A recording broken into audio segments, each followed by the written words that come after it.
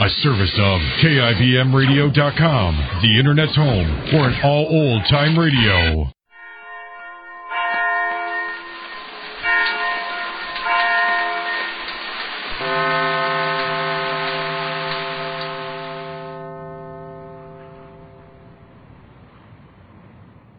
Tired of the everyday grind? Ever dream of a life of romantic adventure? Want to get away from it all? We offer you Escape. Escape, designed to free you from the four walls of today for a half hour of high adventure.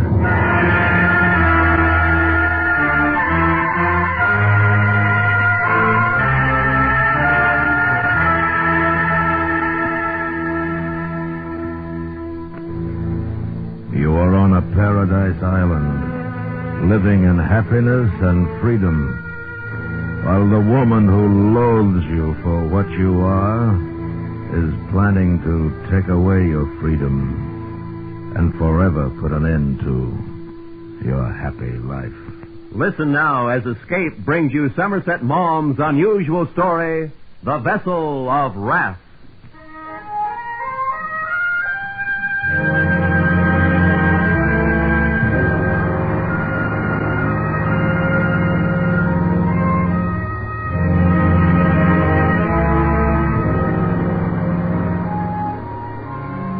As I sit here with the sea-cooled breezes coming into the open window and the sounds of the breakers washing the sands before my house, I think of the far places and the people I have known there. In particular, I think of the thing that happened in the chain of islands known as the Polaris Group, which is a fair distance from Java. It extends about 75 miles east and west and 40 miles north and south. At a certain moment of the world's history, the controller of the principal island, which is called Baru, was Mynheer Everett Gruter, and he ruled the people who inhabited the Polaris Islands with firmness, tempered by a keen sense of the ridiculous. He was very short and extremely fat, and he had twinkling blue eyes. He knew that he had no dignity in his form, but for the sake of his position, he made up for it by dressing very dapperly. One morning in the early heat of summer, his head boy came into his bedroom while he was dressing. What is it? Tuan Jones, Mynheer. He wishes to see you. Oh, what an unholy hour for a holy man to call. Yes, Mynheer. Very well. Ask the Tuan to wait and say I shall come directly.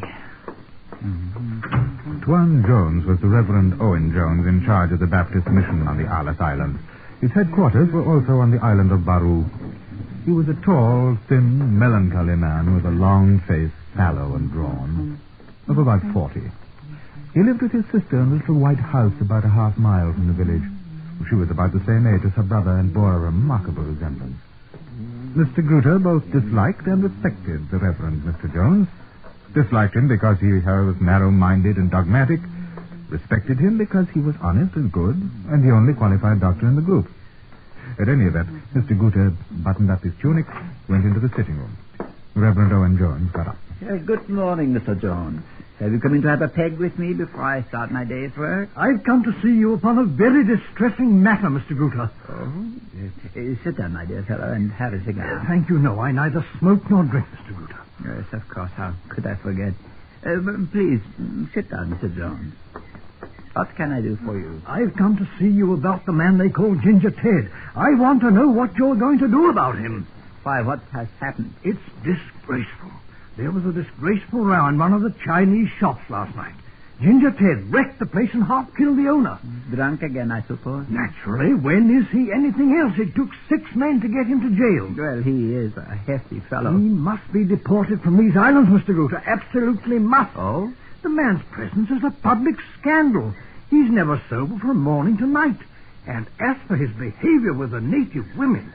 Yes. Well, Mr. Gruter, you know this man's transgressions just as well as I do. It's grown steadily worse ever since he came here. Now he has really overstepped the limit. I beg you to use your power and turn him out once and for all. It is time for me to go to my office, Mr. Jones. I shall see what must be done. I wish you good morning.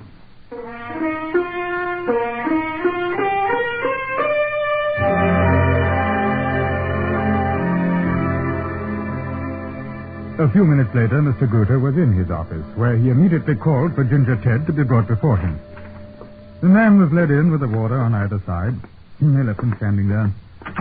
He swayed a little, and obviously was suffering from a furious hangover. He had a black eye, and his mouth was cut and swollen.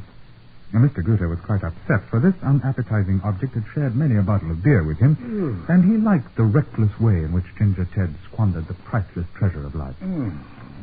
He looked at the card sheet before him.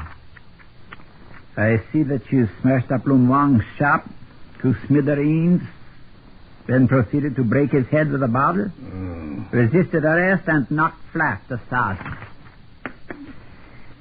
What have you to say for yourself? I was blind. I don't remember a thing about it. Oh, man. They say I half-killed him. I suppose I did. I'll pay the damage if they give me time. You will, Ginger, but it's me who will give you time. You are a disgrace. Incorrigible. You have kicked up row after row. I can see it is hopeless. You know I meant no harm. That is what you always say. Look here, why can't you behave yourself? We are friends, aren't we? Of course we are. Well, you have made a devil of a mess this time, and the Reverend Jones is also having you kicked out. Oh. I have got to do something about it, or he will write to the governor in Batavia. No, and Bill. he is quite right. You have got to be punished. I'm sentencing you to 6 months on Mapatiti. Oh. Hard labor. Oh. All right. Now, how about a bottle of beer with me before you go? You look as though you need it. It's the truth, I do. You're a pal, Mr. Gruter.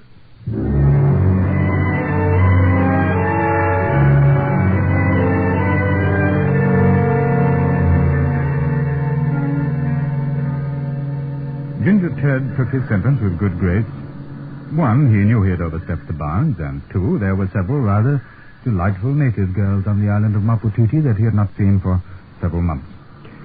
He bore the controller no malice for his punishment, and he was sent to pay his debt. The 6 months had passed but for a few days when chance stepped in. The head man of Maputiti was stricken with a sudden illness.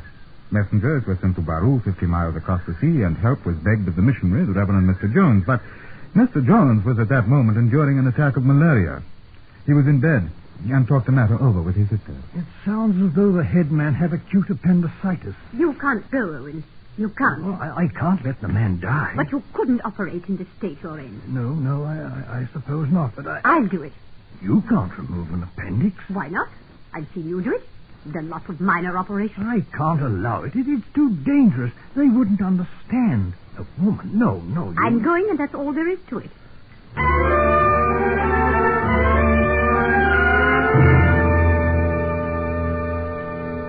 And so Miss Jones went by launch to Maputiti. She performed the operation on the headman under the greatest difficulties, and it is to her everlasting credit that she saved his life. And when she saw that he was well on the mend, she packed up the medicine chest and was taken down to the wharf where she embarked on the launch to take her back to Baru. On the out journey, she had been the only passenger, but now there was another, Ginger Ted. He had paid his debt to society and was returning for another chance. The crew consisted of the head boatman and a mechanic, both natives. They were about 30 miles out in the open sea when Ginger Ted took the stopper out of a bottle of arak and took a long pull. Oh, chum. How's about the swig? Thank you, Ginger. Boatman, I do not wish you to drink anything while we're on the journey. Do you understand? Yes. Oh, yes. A little arak can do no one any harm. Thank you. If you drink again, I shall complain to the controller. Miss Jones knew they were being extremely rude at her expense, and she closed her thin lips even more tightly. Her long, bony face became grim. They went due east, and the sun set radiantly behind one of the small islands. He was like glass, and Miss Jones suddenly felt her heart filled with gratitude for the beauty of the world. It was then that there was a lurch, and the launch began to vibrate, and the engine rattled. Oi, what's up? Propeller, Ginger. We split free. Do we make it back to Baru tonight? Better we not. Better we stop at island and fix. Right. Oi, miss. You're going to have to put over at the little island over there. Put on a new propeller in the morning when the tide's out. That's impossible. I can't spend the night on an uninhabited island with 3 men. A lot of women would jump at it. How dare you speak to me like that? I think you're very insolent. If you don't go on to Barrow, I'll have you all put in prison. Now, look here, we're not going to Barrow. We can't. The engine breaks down all the way. Who knows where we'll drift to? Now, if you don't like it, you can get out and swim. Oh, you'll pay for this. Oh, shut up, you old cow. From then on, Ginger Ted was occupied with the rather tricky job of beaching the launch. Miss Jones sat quivering with indignation, and then, as the full meaning of what lay before her dawned, her anger turned to fear. I see it all now. I see it all. There's nothing at all the matter with the propeller. He wants to get me ashore, where he has me at his will to do his work. Oh, I know his character. Despicable, horrid, and there can be no help from the natives. He bribed them to help. But I must have courage. I shall sell my virtue dearly, dearly. And if he kills me, then I should rather die than... And in her fear, she removed a scalpel from the surgical instrument she had selectly used to save her life and hid it in her clothing. Then they were ashore, and the night came. Ginger Ted did his best. Oi, miss. Come on over to the fire. We've got some lovely grub here. A nip of haddock won't hurt you neither. I want nothing. I want to be left alone. Oh, you can go to the devil then. Go hungry. Don't mean nothing to me. How'd you like this? It's quite a bit nice and hot out. She walked away with head erect, the scalpel held tightly in her fist, and though she was looking for a place to hide, a place of safety, her instinct told her it was better to keep that bad man in sight. And then if he came toward her, she would be prepared. The moonlight would show him to her. Presently she found a little hollow and sank down into it, where in the distance she saw the warm glow of the fire and the huddled, dreadful shapes of men around it. He's plotting it now. He's making them drink instead of sleep soundly. I'm afraid. So afraid. Oh. But if that horrible, loathsome man makes a step, come here, I'll kill him. I'll kill him.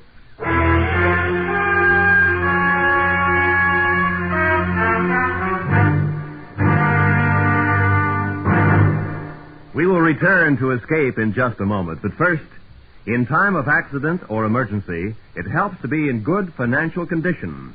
That's why it pays to invest in United States savings bonds.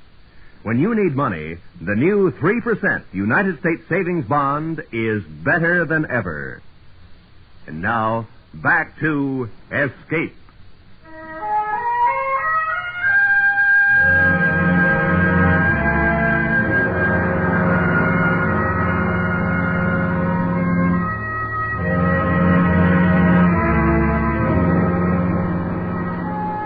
It should be mentioned again that Miss Jones was a woman hard on 40.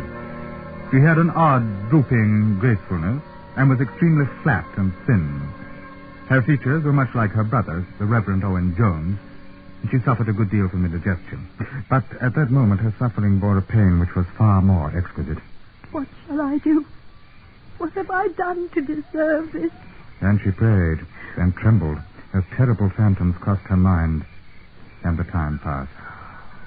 She saw the fire at the beach die down, and now was the time that Ginger Ted might be expected to turn on the woman who was at his mercy.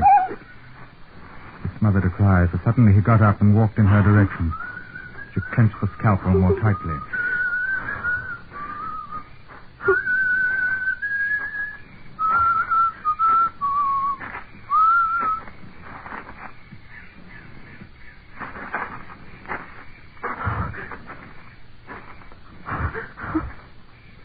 She couldn't understand it.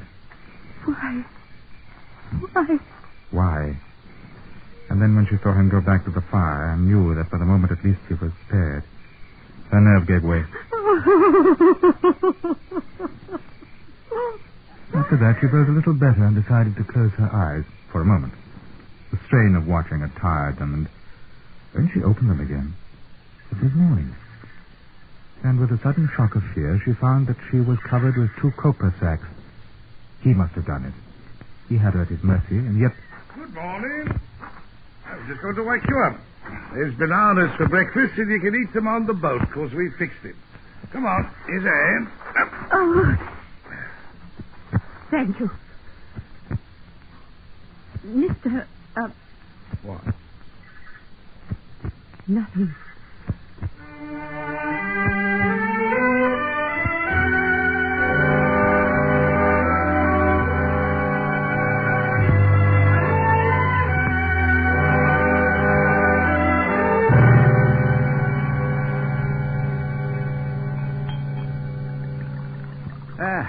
I have missed you, Ginger.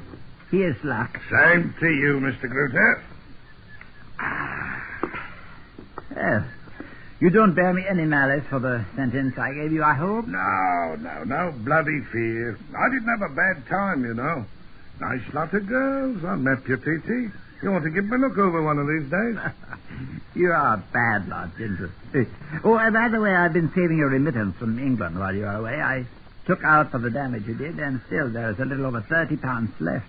That's a lot of money out here. You really ought to do something useful with it. I'm going to. Spend it. Mynheer, Tuan Jones wishes to speak with you. Very important, he says. Mr. Gruter, I shan't detain you long. I heard that... Oh, there you are, Ginger. I've been trying to find this good man all day, Mr. Gruter, and I heard he was here. How is Miss Jones? None the worse for her night in the open, I trust? No, not at all. I want to thank you. Oh, me? You did a great and noble thing. Me? My sister is right. One should always look for the good in their fellow man. I have misjudged you in the past. I beg your pardon. What in the blazes are you talking about? You had my sister at your mercy, and you spared her. She was defenseless in your power, and you had pity on her. I thank you from the bottom of my heart. Neither my sister nor I will ever forget. I thank you. What in bloody blue blazes does he mean? Oi, Gruter. What's so funny? Oh, if you don't stop laughing, I'll break your bloody head open. Well, he's... Ginger, he's thanking you for having respected the virtue of Miss Jones. What? Me? Me? That old cow? What does he take me for? Well, you have a reputation of being rather hot stuff with a girl, Ginger. What? I wouldn't touch her with the fag end of a 10-foot barge pole. Never entered my head. Bloody nerve. I'll rig his blasted neck. Look here. Give me my money. I'm going to get drunk. I don't blame you. That old cow. That old cow. Here you are. Go and get drunk, Ginger. But I warn you, if you get into mischief, it'll be 12 months next. I shan't get in mischief, don't worry. But it's an insult, that's what it is. A bloody insult. Dirty swine. What does it take me for? Dirty swine.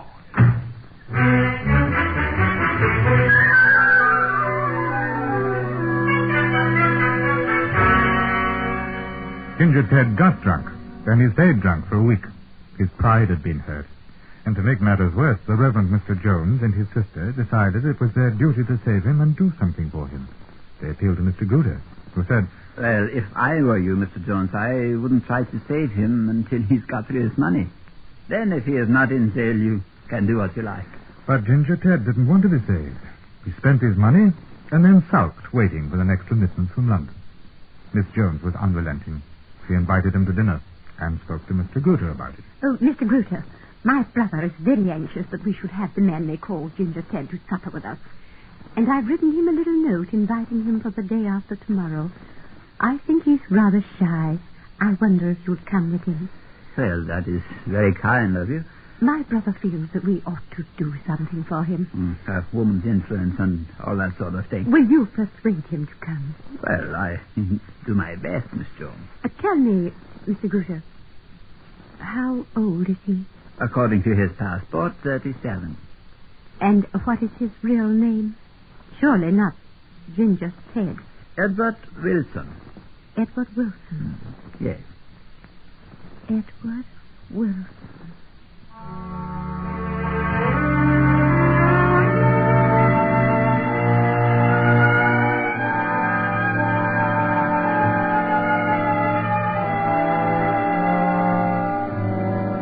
The controller actually persuaded Ginger Ted to join him. This on the promise of several drinks at his own house before they went to dine. But on the night of the party, Mr. Guter had to go alone. Ginger Ted was dead drunk outside the Chinese wine and grocery shop and not fit for anything. I am very sorry, Miss Jones. I'm afraid it's no good, Martha. The man's hopeless. No, never, Owen. No one is hopeless. Everyone has some good in him. I shall pray for him every night. I shall pray that he sees the light. Perhaps Miss Jones was right in this, but the divine providence took a very funny way of effecting its ends. It came in the form of a cholera epidemic on Baru and several other of the neighboring islands, and the natives were in a panic. It was more than the Reverend Mr. Jones could handle, and it was going to need more doctors, and this would take time. Mr. Guter held a conference with Mr. Jones and his sister. We are ready to put ourselves at your disposal, Mr. Guter. I need not tell you that my sister is as competent as any man. I should be very glad of her assistance. But I am afraid it does not work for a woman. She would have to go to some of the outlying islands. We cannot possibly spare you, Mr. Jones. Then, of course, I shall go. Ah, but it might be dangerous. Some of the natives are still treacherous. You would have too much trouble with them. I'm not afraid. I dare say, but if you get your throat cut, I shall get into trouble. Besides, we are so short-handed here on Baru, I do not want to risk losing your help. Then let Mr. Wilson come with me. He knows the natives and speaks their dialect. Ginger Ted? Oh, no, he is just getting over an attack of the DTs. He has been drunk for weeks. Sir, that's out of the question. I wonder if it would be wise. After all... I trust him, Owen. I shall always trust him. Oh, there was a great deal more discussion, but in the end, Ginger Ted was sent for. He looked ill. He was in rags and hadn't shaved for weeks. No one could have looked more disreputable. Look here, Ginger. It is about this cholera business. We've got to force the natives to take precautions, and we want you to help us. Why the devil should I? Well, it was my suggestion, Mr. Wilson. You see, I was afraid to go alone. I thought if you came, I should be safer. Well, what do you suppose I care if they cut your nutty throat? It don't mean a thing to me. There's no reason you should care, I suppose. It's all right. I'll go alone. There's a lot of bloody foolishness for a woman to go out there alone. I dare say, but it's my job. And I can't help myself. I'm sorry if I offended by asking you. It wasn't really fair to ask you to share such a risk, was it? All right. Have it your own way. I'll come with you. When do you want to start?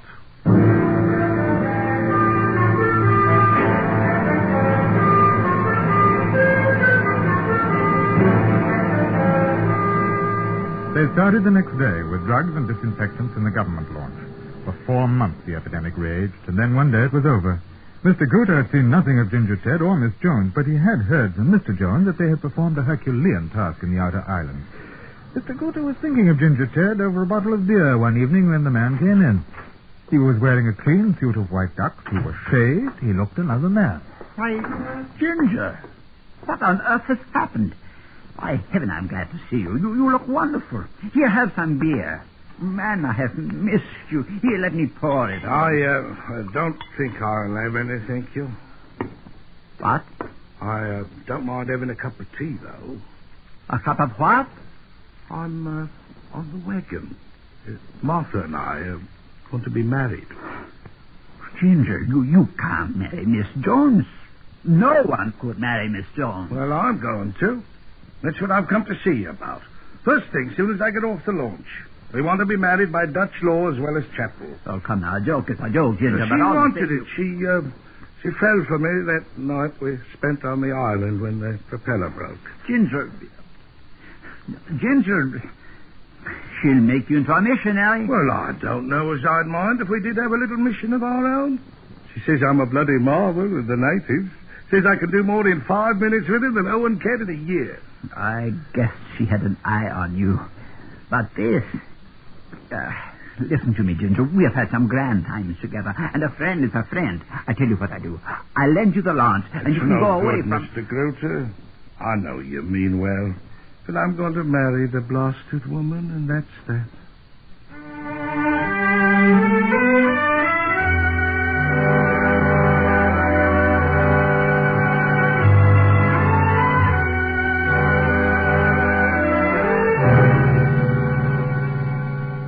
You must do something about it, Mr. Jones. This is madness. My sister is of full age and entitled to do as she pleases. But you don't mean to tell me you approve of it.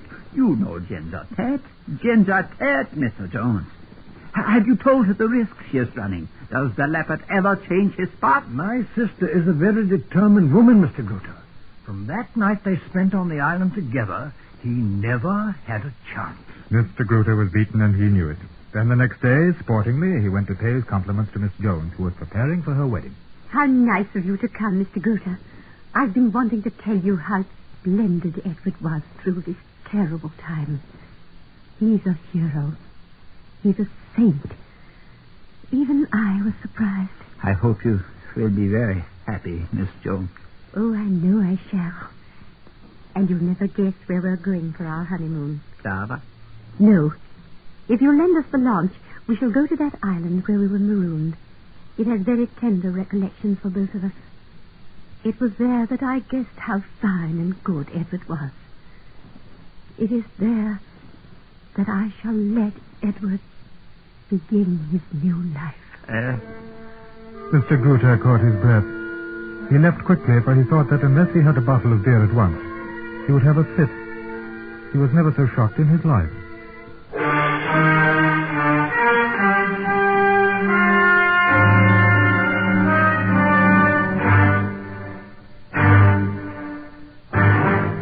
Escape has brought you Somerset Maugham's The Vessel of Wrath. Direction and adaptation of the story were by Anthony Ellis. In order of their appearance, you have heard Ben Wright as the narrator, Parley Bear as Mr. Grutter, Eric Snowden as Mr. Jones, Alan Reed as Ginger Ted, Jeanette Nolan as Miss Jones, and Dave Young as the head boatman. The special music for Escape is composed and conducted by Leith Stevens. Next week. You are on a planet of desolation and utter ruin, awaiting the return of your comrades to carry you to safety.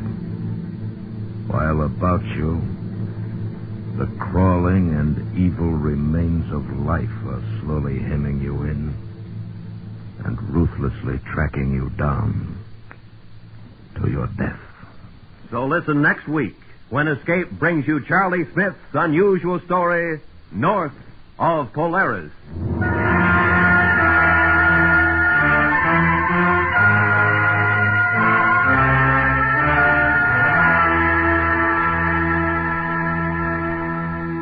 Tomorrow night on CBS Radio, here concluded Suspense's production of Shakespeare's tragic drama, Othello. Richard Widmark plays Iago, Elliot Lewis, Othello, and Kathy Lewis, Desdemona. Also tomorrow night, don't miss the Lux Radio Theater's charming excursion into fantasy, The Bishop's Wife, starring Cary Grant and Phyllis Thaxter. Othello concluded on Suspense, and The Bishop's Wife on Lux Radio Theater tomorrow night on most of these same CBS radio stations. This is Roy Rowan speaking. And remember, America buys 30,000 new radio sets a day and listens most to the CBS Radio Network.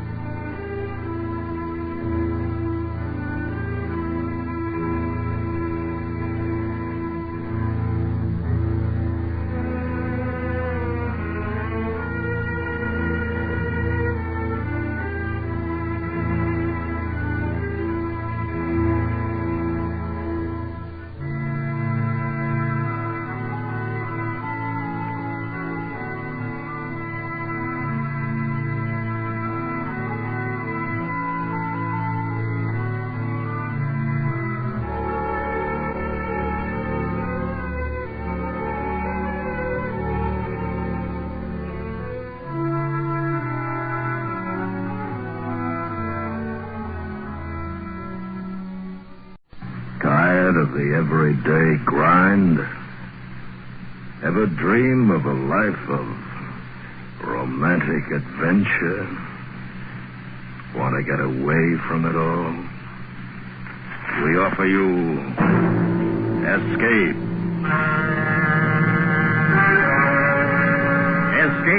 designed to free you from the four walls of today for a half hour of high adventure.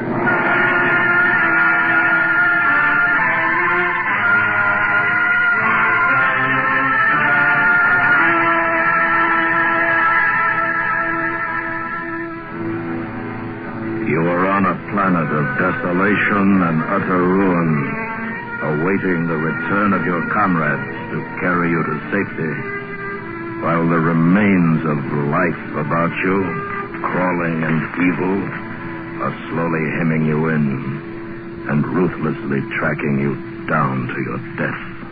Listen now as Escape brings you Charles Smith's unusual story, North of Polaris.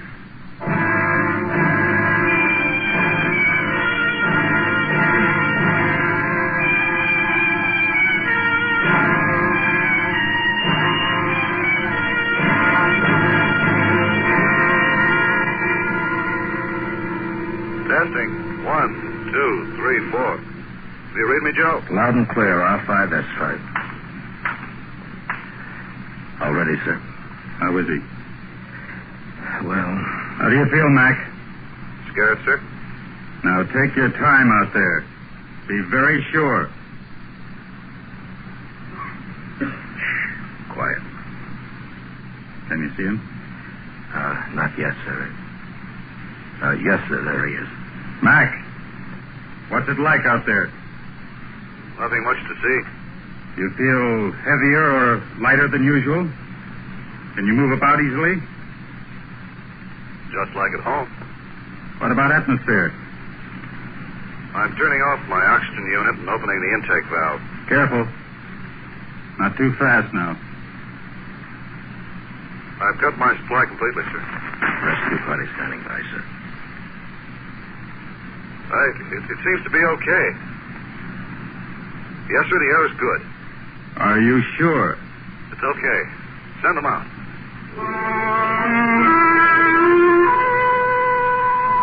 From the port of the spaceship, we could see him calmly walking about on the surface of a planet approximately 20 million miles from our own.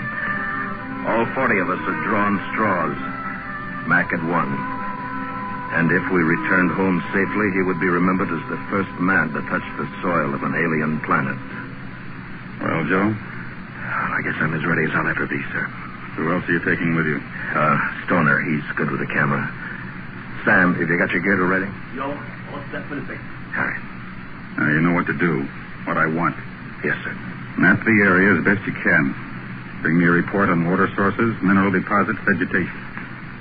And if you see any signs of life, try to get pictures. But otherwise, avoid it. You tell the others that's an order. Yes, sir. Do you think there is life here, sir? Well, some of our best minds have always claimed there was. Well, when we get back, we'll set them straight, sir. Yeah. I'll make our other drops and pick you up at this spot in 48 hours. So you're on your own. Good luck, Joe. Thank you, sir.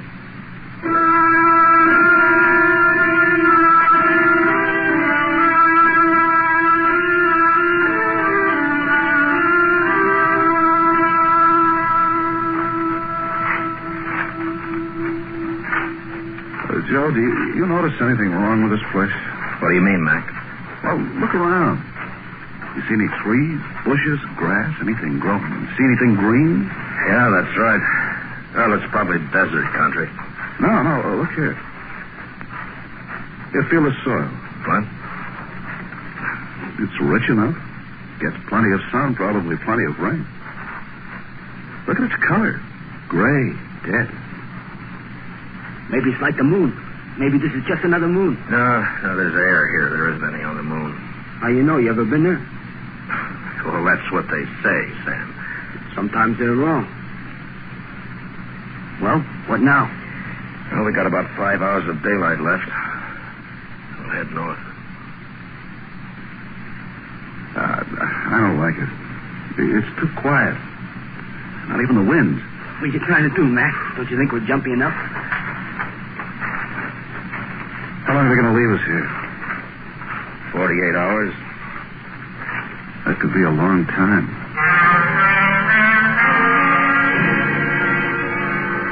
We started north. It was easy walking over the flat, rolling land, easy because there were no trees or bushes or weeds. There was nothing. Nothing but the gray sky and the gray, dead soil. I was beginning to think that maybe it was only a moon.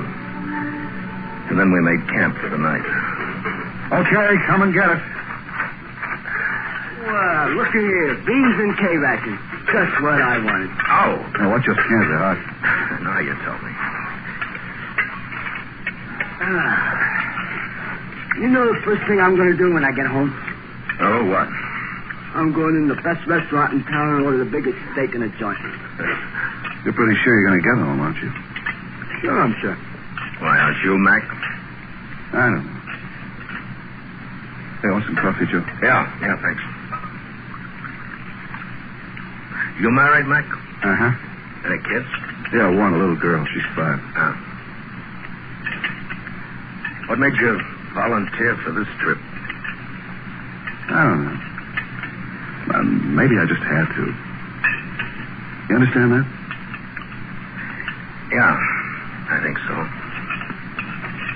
Hey, you know what I miss? The cricket. You know, at home you sit around a campfire, like at the lake. You hear the frogs and the crickets. And slap the mosquitoes. Yeah. It's funny. Oh, what's that? Well, here we are, 20 million miles away from our home. 20 million miles. And yet up there in the sky, we can still see it. Yeah, I wonder if anybody's looking at this stinking planet and wondering if we made it. Oh, sure they are. All the scientists, astronomers. I don't mean them. I mean... I know what you mean. You got a family, Sam? Only my mother. She lives... Hmm? What is it? Something's out there. Moving.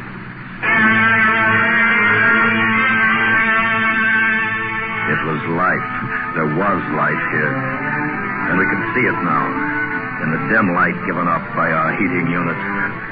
It was an ugly, four-legged beast with a hairless body. And from its odor, a scavenger. Like everything else here, it was the color of gray. All right, cut it out. Sam! Oh, that's real smart. You're supposed to be a photographer. Take pictures of what we Oh, find. lay off him, Joe. It was only a rat, a big rat.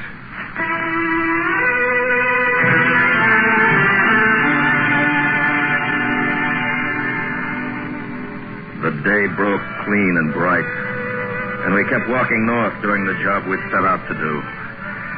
And there were no other signs of life, and we'd almost convinced ourselves that the rat had been a stowaway from our ship. For the first time, things felt right. Hey, Joe. What? Hold it. Stop wasting that film. What's the matter? Don't you want your picture in the magazine? I've shot everything there is to shoot here. It's all going to look the same. Nothing. Yeah, I know. When we turn back? Tomorrow morning. There. Now let's take a look around. What's the use? There's nothing to see. Hey, why don't we start back now? Joe? Joe. Mac, come up here. What is it? On the double. Take a look through these binoculars, Sam. Off to the east there. What do you see? A lake. Yeah, maybe an ocean. Now swing around slowly to your left. No, easy. There. What do you make of that? I don't know. Well, what's up? Looks like clumps of stone or cement. Take a look. Give him the glasses, Sam. Hey, could that be what's left of the city? If it is. If we'd found... Sam, you fool, come back here! But he wasn't coming back. Not now. He'd found the subject for his camera, and he was racing toward it. At the edge of the sprawling stone ruins, we caught up. And he made us turn with our backs to the city and pointed his camera at us. Welcome to the city. Hold it, both of you, right there. I should have shaved. Hey, Mac, pick up a piece of that stone. campfire like this. Okay. Come on, what are you waiting for? Hold it. Mac, put that stone down. Hey, you think... Just put it down. What's the matter with you guys? Geiger counter's acting up. Are you kidding? What could be radioactive around here? Mac, lower it near the ground. Well, what do you know? Radioactive. What is it, uranium, pitch black, what? No. This isn't a natural composition. Yeah, then what? Look around you. Take a good look. What's it look like? Just stone, cement, ruins. What else? Look at the color of it. The edges. Yeah. Like it's been burnt. Scorched. Remember what our cities look like? They wouldn't know about atomic energy here. What makes you so sure? I led them on into the sprawling corpse of the great metropolis until we stood near the jagged base of what once must have been a magnificent building. Mac? Huh? Over there. What? Look. Rat. Yeah. Scrounging for food. Sure did. With each step we'd taken, the radiation had increased. And when it reached the danger point, we turned and started slowly back. We didn't say anything. We didn't need to. We had seen and we knew that this world, this civilization, had committed suicide.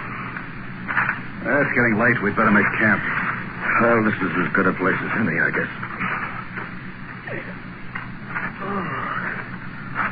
I don't know about you guys, but I'm pooped. Yeah, it's been a long day. You want to set up the stove, Mac? Yeah, might as well. The sky's clouding up in the south. Looks like a storm brewing. Your film safe, Sam? You think the radiation back there damaged it? No, it's packed in heavy lead foil. Yeah. Cigarette, Joe? Yeah, I think so.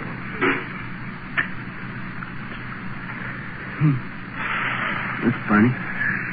No, what's that? Take a look out there. No, south, I mean. It's not the sky that's clouding up. It looks like dust. Dust storm. It couldn't be. There's no wind. Take a look. Yeah, but there's no wind. Well, something's out there kicking up the dust. How far away you figure? It's hard to tell. 10, maybe 15 miles. Joe, look! What? There, to the right about a mile. You see him? See what? No, over to your left. Well, what is it? People. You're crazy. There's nothing out Two there. of them, they fell. I can't see them now either, but I did see them. There, now they're up again. Joey's right. The people like us. Hey! Oh, hey! All right, stop it. Stop it!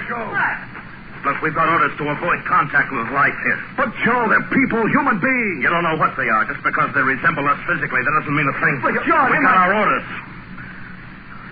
The ground's higher over there. Let's move over there where we can see them better. Come on. When we made it to the rise, we could see a man and a woman. Two people just like ourselves. Even what was left of their clothing was similar to ours. And they were running desperately. And then I looked beyond them and saw the cause of their fear. Stalking them, slowly closing the distance between them, were 6 of those great, evil rats.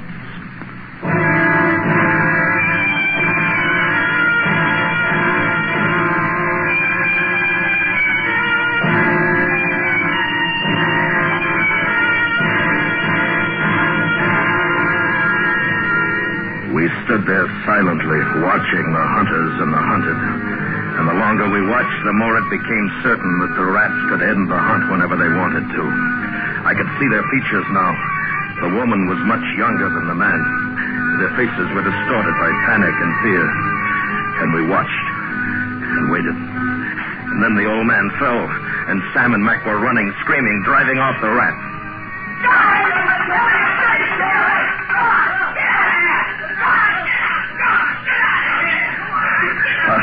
Are you all right?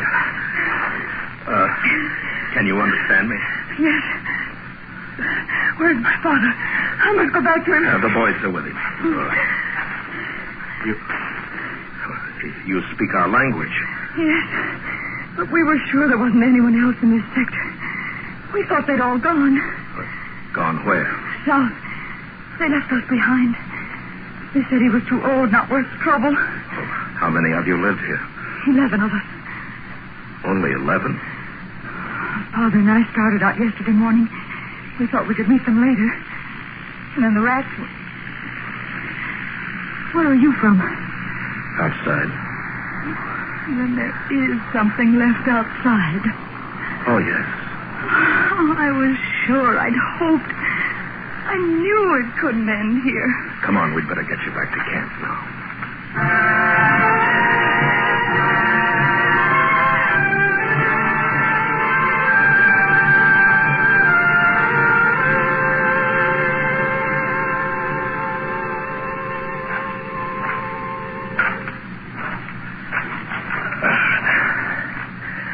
Well, they're asleep. Gave them a sedative. She'll be all right, but I'm worried about the old man. Hey, Joe? Yeah? We've been talking. How can they know our language? How? Yeah. I don't know. You know, it's like our world, isn't it? After the atomic war, I mean.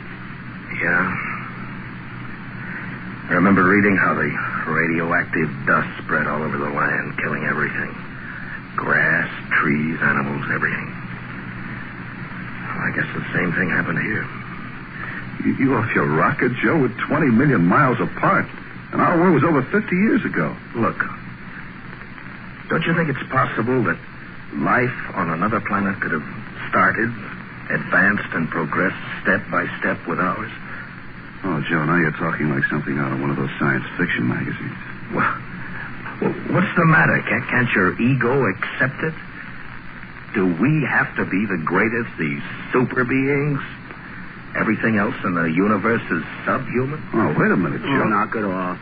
Look at the sack. Okay.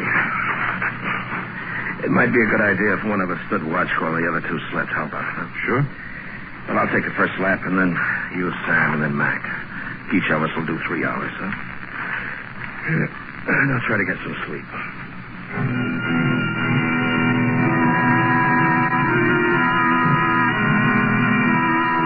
The 3 hours passed quickly.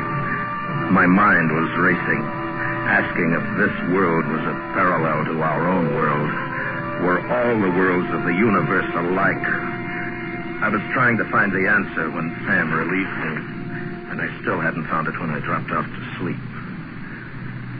But I didn't sleep very long.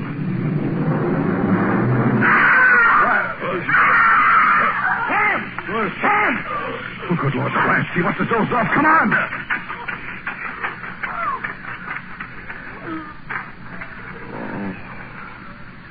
Oh. Look. Oh, my.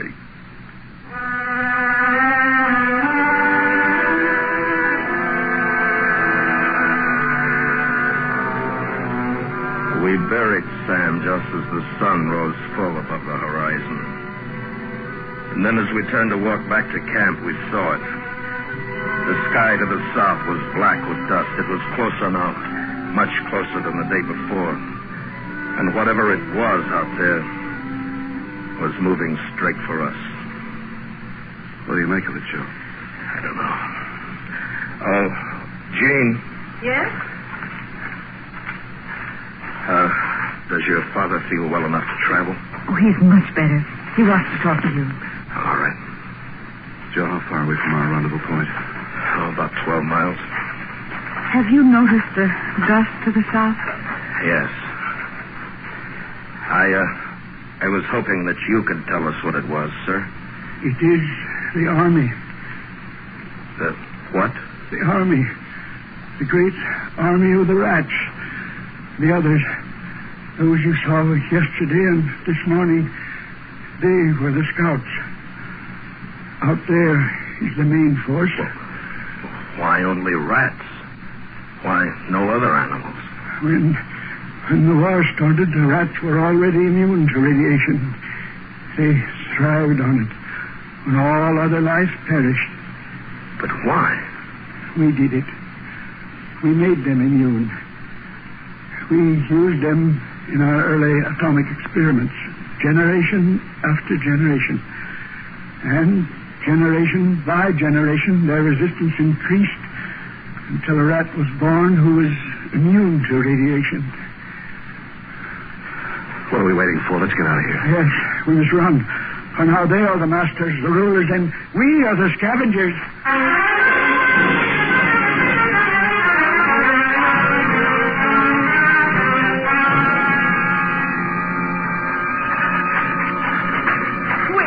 Wait, my father. Well, if you can't keep up, hold it. All right, hold up. Oh, there's no use going on. Look there ahead of us. Yeah, dust. More of them. Behind us. To the north. Yeah, they've cut us off. Now they close in for the kill. I told you it was an efficient army. Their strategy is well planned. They've a good general. As good a man as myself. Father, please try to... Oh, now, these young men need me, Jean. We're outnumbered. We need time to muster our forces. Perhaps we could make a truce with the rats. Talk sense, will you? Gentlemen, be reasonable. We have no other choice. You see how easily they outmaneuvered us? A truce is our only hope. Make him shut up! You come over. Joe, he's crazy. He talks crazy. Don't let it get you. How much time we got left before they pick us up? 7 hours. We'll never make it. Jean. Yes? Do you know this sector? Oh, yes. Well, come with me, please. Mac, keep an eye on the old man. I didn't know what I was looking for or what I expected to find, but I had to do something. Even walking aimlessly over the scorched stone rubble was better than standing, waiting for the circle of rats to close in. And then Jean found it, an entrance to an underground bomb shelter, one just large enough to hold the average family. We raced back to where we'd left the others, and now we could hear the rats, thousands of them all around us. Joe, I tried to stop him. He wouldn't listen to us like crazy. What are you doing? I couldn't help it. Believe me, I couldn't help it. He was about 200 yards away, his shoulders back, his head held high, walking directly toward the rat. And in his right hand, he was holding a small white handkerchief, waving it back and forth like a flag of truce. He kept on until they formed a semicircle around him. And then he stopped. And all around us, the rats stopped. For a moment, I swear he spoke to them. And then he turned toward us, raised his hand in salute. And then the rats swarmed all over him. Come on!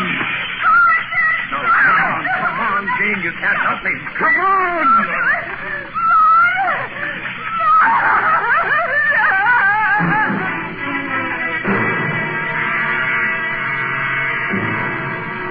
We burrowed ourselves in the shelter. In a few moments, we could hear them overhead, hurtling themselves against the heavy lead-lined door, their yellow teeth digging at the concrete and steel. But it had been built to stand an atomic blast. It held off the rats. And we waited. For one thing, how long could we stay alive in that coffin? We didn't speak. We just sat there, wondering when they'd break through. Joe? Yeah. Let's go. No. No, they'll give up. They're starving. They'll leave to find some other food.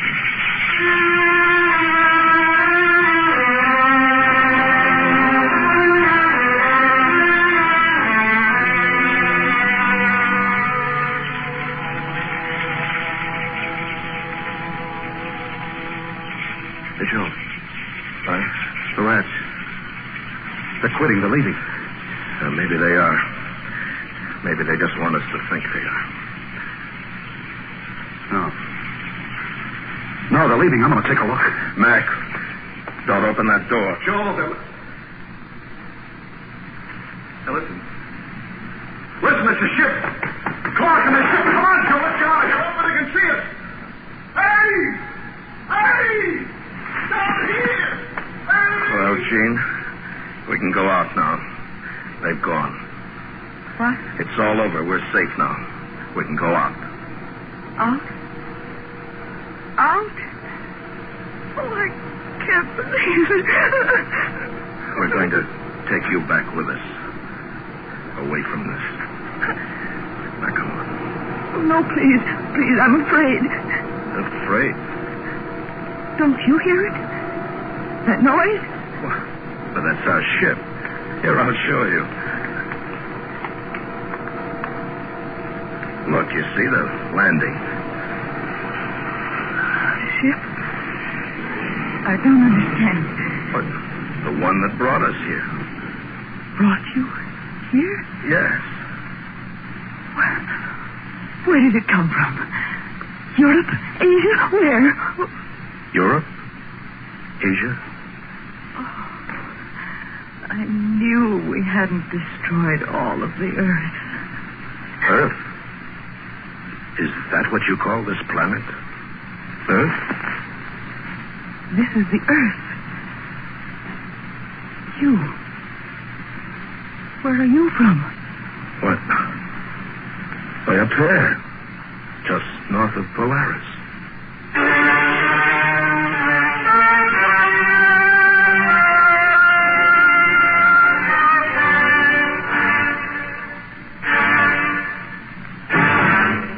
Under the direction of Anthony Ellis, Escape has brought you North of Polaris by Charles Smith, starring William Conrad as Joe, with Hy Averback as Mac, and Eddie Firestone as Sam. Featured in the cast were Vivi Janis, Ralph Moody, and Frank Gerstle. The special music for Escape is composed and conducted by Leith Stevens.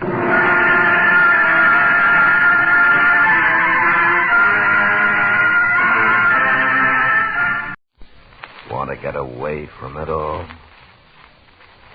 We offer you Escape.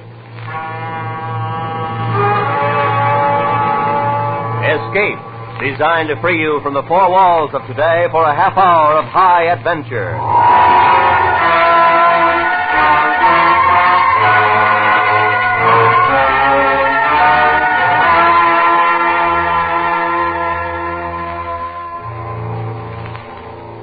You're in the heart of a Philippine jungle, searching out an Igorot village whose people are practiced in savagery and headhunting, while your civilized companion is coldly making his plan to see that the first head taken will be your own.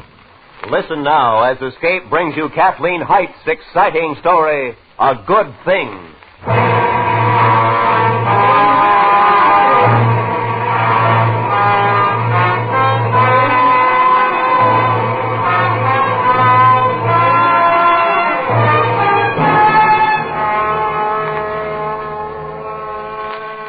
This time, Matthew found me in a filthy flea bag of a hotel room in Manila. Before that, it had been Shanghai, Rangoon, Cape Town. Name your port of call.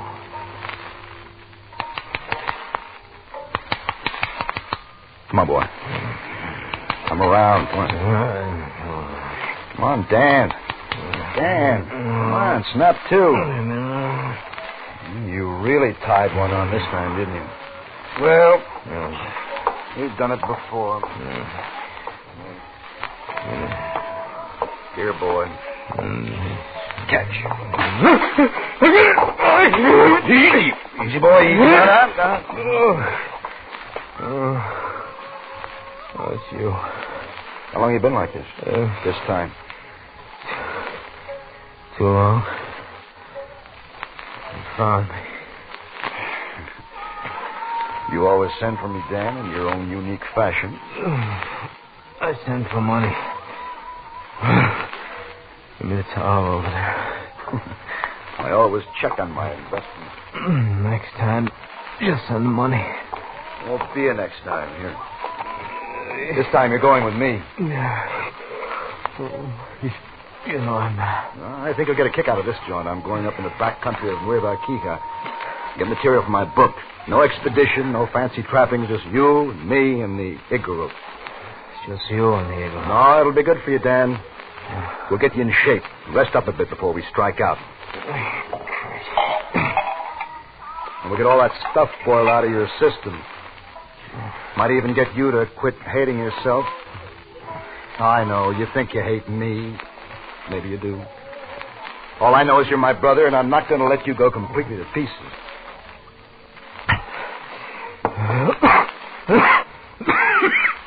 Makes you feel great, doesn't it? There when I want it. Yeah. And it never talks back. It's printed on the label. 16 full ounces, no platitudes. Do you have any clothes except those on your back? I travel light. Any debts to square? Women to placate before we clear out of here? You crazy fool. You really think I'm going with you? Might make it as far as Japan tonight. We'll put up with Cass for a while. He'd like that. Cass? Mm-hmm. You mean Cass Bledsoe? Sure. He's still around.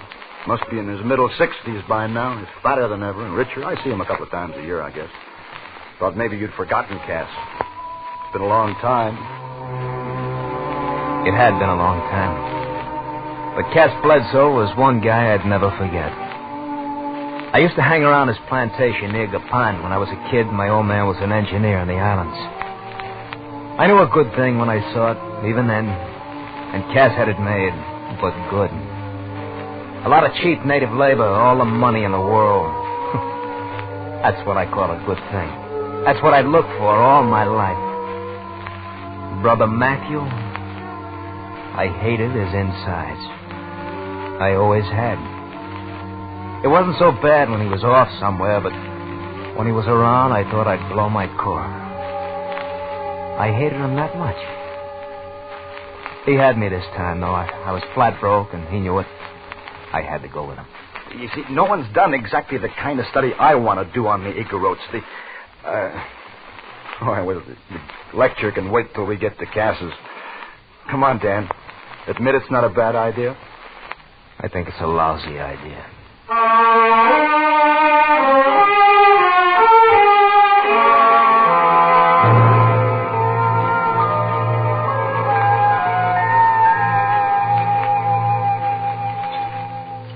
Go on, Matt. Tell Cass all about it. Yeah, explain it to me. I've lived on the fringe of the Red Country for years. I never gave a hoot what makes the Igorot tick. You stubborn old baboon, you still won't give a hoot even if I do explain it to you. No, now I'm interested. I really want to know. Do you know, Daniel? Unlike you, I don't give a hoot. Dan and I will have to do a lot of talking together before we go in. Well, briefly, good. The thing that's intriguing about the Igorots is this. On the one hand, they're a tribe of highly developed skills, mining principally. They live in orderly villages, practice monogamy, and generally lead productive, peaceful lives. But pass me some. Yeah, here. Oh. Well, on the other hand, some of these same people are thoroughly pagan and practice headhunting. And you want to know why, Partly, I want to know where the schism is in the tribe. You know, what makes one group completely diverse from the other. There's a link of development that's just missing, and I want to know what it is and why it is. And just the two of you are going in there to find out? Well, I've got a theory that large expeditions marching in, setting up camp and equipment, and they just simply drive the natives farther into the brush. But Daniel and I can go in, make friends with them, and very quietly observe them. They'll get used to us after a while, and I really believe that we can come up with some important data. Anyway, it's worth a try, isn't it, Dan? That's what you keep saying. I know, and I don't understand. What gets inside a man that makes him blaze trails, risk his life to track down this data for a book no one but professors will give a hang about? You, Daniel, what drives you to do? Matthew. He thinks the other pagans and I will get along just fine. No, don't misunderstand. That's a pineapple, will you, Matthew? Mm-hmm. I admire him. Thank you. Whatever it is. Matthew here will tell you. Every time I see him, I marvel at his plans. I listen and admire him all the more, but I never quite understand. All I know is I wish I'd had some of the quality when I was young enough to do something about it. You're always making me sound like a bloody hero, Cass. I'm not at all. You drive, you call it something. Well, you're born with it. You're born with it. Money! Huh? Money. And an inherited capacity for doing nothing in a very elaborate fashion. That's what's wrong. Everything was always too dad-blamed easy. Is that bad? Do things have to be tough? What's wrong with money, especially if someone just hands it to you? A man needs challenge in his life. I never had it. But thank heavens I can appreciate when I see it. I'd turn this whole blasted plantation over to Matthew in a minute, just to feel as if I'd done one worthwhile thing in my fat life. But he won't hear of it.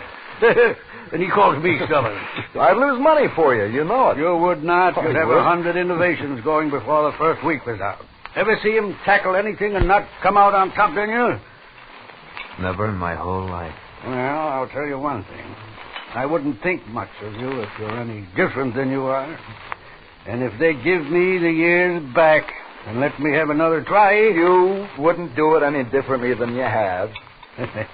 All right. I think you're right. But I know this much. I'll never turn this place over to a bum like me either. I'll let YOLO run it first. Where's Juan? I'd like some coffee. Oh, yeah. Guess we all need some.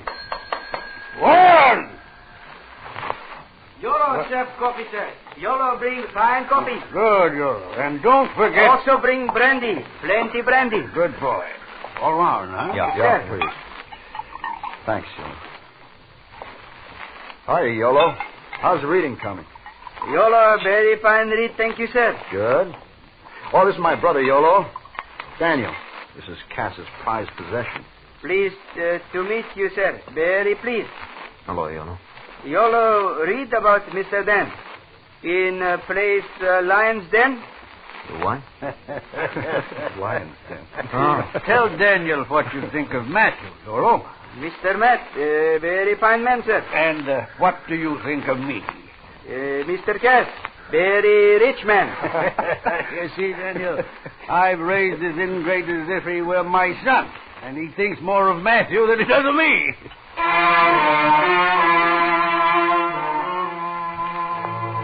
The love feast went on and on and on.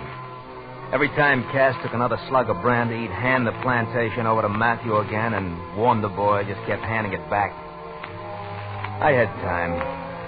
We were going to stay on with Cass for a few days. And hard as it was on my insides, it looked smart to come off with a carbon copy of Brother Matthew. The drunker he got, the more old brandy globe began to look like a good thing to me. A real good thing.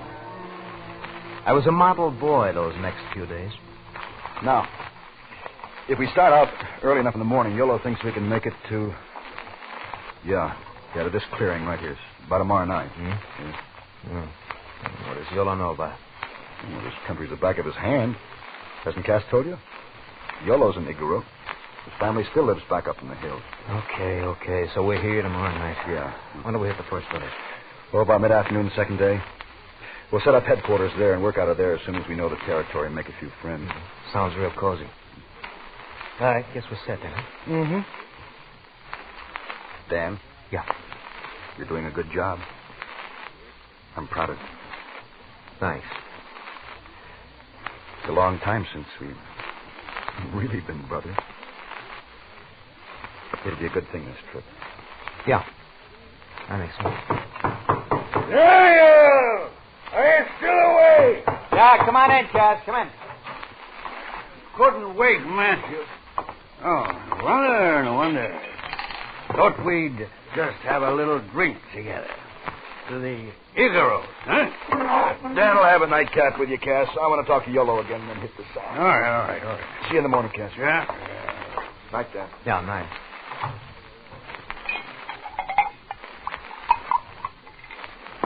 You sure you need that drink, Cass? You sound just like him. Pretty sure I don't need it, boy. Pretty sure. I don't need most of them, I take. Pretty sure. Here. Okay. Igorots? To you. To you and Matthew. Safe journey. Thanks. I don't know you like I know him, but you got something. I can tell. Something.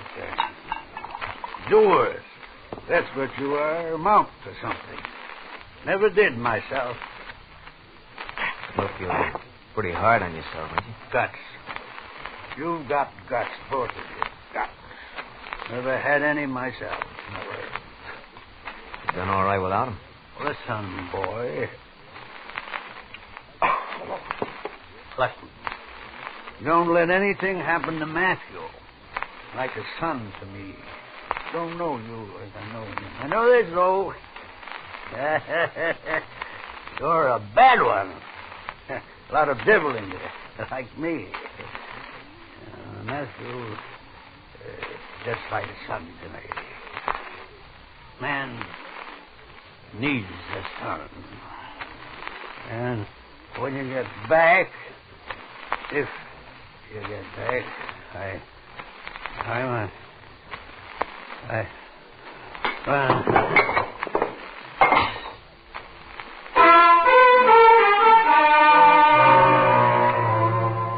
It was like carrying a beach whale, packing him off to his room, loading him into bed. I made him comfortable. If the drunken old fool was shopping around for a son, I'd make it easy for him to find one. Matthew and Cass had one more good-natured exchange before we left the next morning. Cass killed me. Didn't even have a hangover. It'll be my way or I won't let you go, Matthew. If you're idiot enough to go in and take court to headhunters, I'll at least have the satisfaction of knowing I sent you in good hands. Cass, you can't. Yolo's your right hand. You need him here. Just let him lead you to his old village. Then he'll come back. Won't you, Yolo? Yes, sir. Make very fast with Yolo to lead. No trail, very good. Also, help make friend. Well, you'd be a big help, Yolo, sure, but... Matthew, I think it's a good idea. If Cass can spare him a few days. I certainly can. Besides, it'll make me feel as if I'm doing something for you. At least you can. All right. All right. But you hurry back to Cass as soon as we're safely in the village, Yolo. Yes, sir. Yolo understand. That's better. And you, Daniel, any young man who can lift me and my full load of brandy is worth having around. Anytime Matthew doesn't need you, let me know. Well, thanks, Cass. I remember that.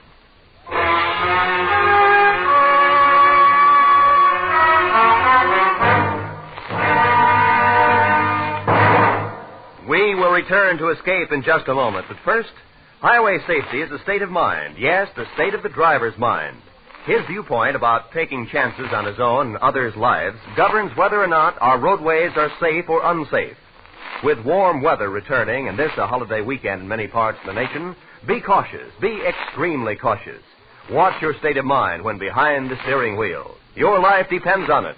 Others do too. And now, back to Escape.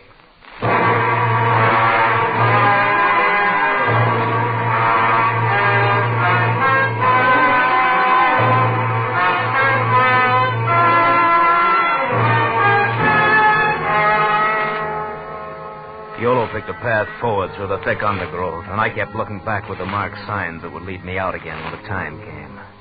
By evening, Yolo had nosed out a little clearing. We made camp there. I watched Yolo in the firelight. His eyes kept darting out into the night, his head cocked, listening.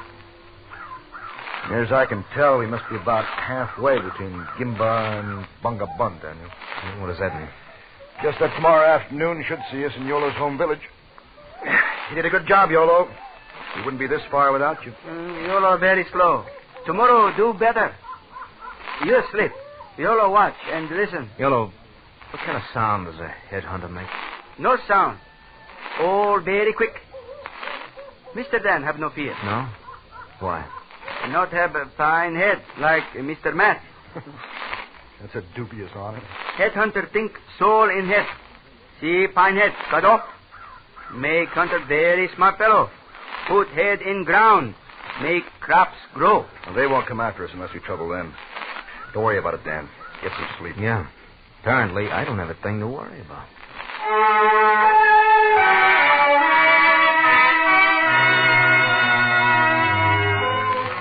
Yolo routed us out and on the trail early the next morning. I got so I could sense the path, look around at the brush, know where the footing was.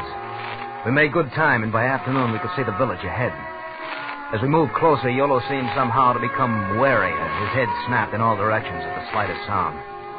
But finally, he led us into the clear, flanked by huts on all sides. What few natives we saw backed away and disappeared at the sight of us. They're more frightened of us than we are of them, Dan. Smile. My smile, show them we're friendly. Over there. What my family? We go there. You go on. Tell them we're friends. You'll know what to do. What we do is much more important. Just smile now. And don't panic. In here. This hut. You go in. Hut all empty. You go in. Come on, Dan. I hope you know what you're doing. They'll see we didn't come to harm them. Once they're sure of that, they'll come back. Come on inside. Yeah. Just keep Yolo handy, that's all. Don't worry about Yolo. Yolo! Yolo, come back here. Look at that. Run out on his first chance again. Come back here, you dirty fool! Dan! Let him go. He did his job. Now just calm down. What are you, a brave man? It's just that I've been through this kind of thing before. Natives always run fast. They may steal back to take a look at you. If you convince them you didn't come to destroy them, you're all right. Yeah, well, I think you're nuts. Well, I'm not. Now, come on, lie down. Take it easy, Juan. I'll keep watch. Dan, we don't have a thing to worry about.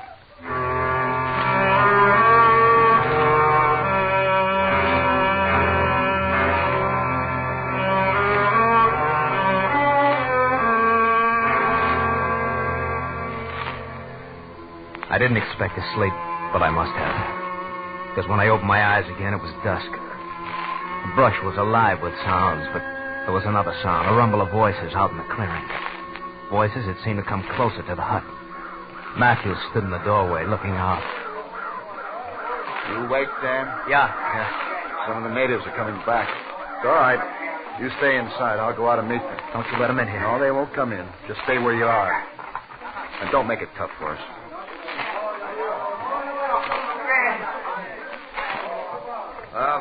White man, one big friend. You see? Good. The white man, no knife, no gun. One big friend. Want to meet chief. Meet chief. Headstone. Make friends. He stood there with blank faces as Matthew did his great white father act. I took it as long as I could. Blazed away over them. They ran, but I just couldn't stop shooting. Stop it, you crazy fool! Stop it! I got him out of here, didn't I? Give me that gun down. What's the matter with you? You hadn't done anything. It wouldn't have hurt you. You're nuts. I told you I thought it was a lousy idea. I didn't ask to come here, you know. Give me back my gun. Here. You've set us back days and weeks. I suppose you meant to, but I've worked a long time to get ready for this trip, and you just blew it with half a dozen bullets that you've never been fired. All right. Tell me all about it on the way back. We're not going back. We're not sitting here. No, we'll have to go on to the next village and hope we make it before the news of what you did reaches there. No, I know you're nuts. If you're smart, you'll clear out of here with me. Dan, now come on. Just settle down. All right. We made a bad start. We'll start over. I'm going back. Get used to it. You can help me if you stay here.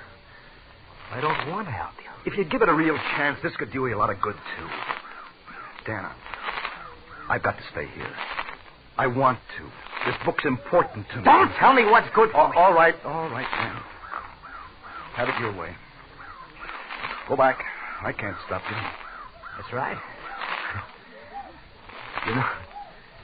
You know, I think you're right, brother. I think you've got to stay here. Well, that's one thing we agree on. Yeah. I sort of like thinking of you out here. It's such a stinking place. All right, Dan. You've made your point. I think I'll check the supplies. You never get that far. Mr. Matt, one fine head, huh? Good Lord, Dan. Oh, don't. Dan. Oh, Dan. All right, you book, brother.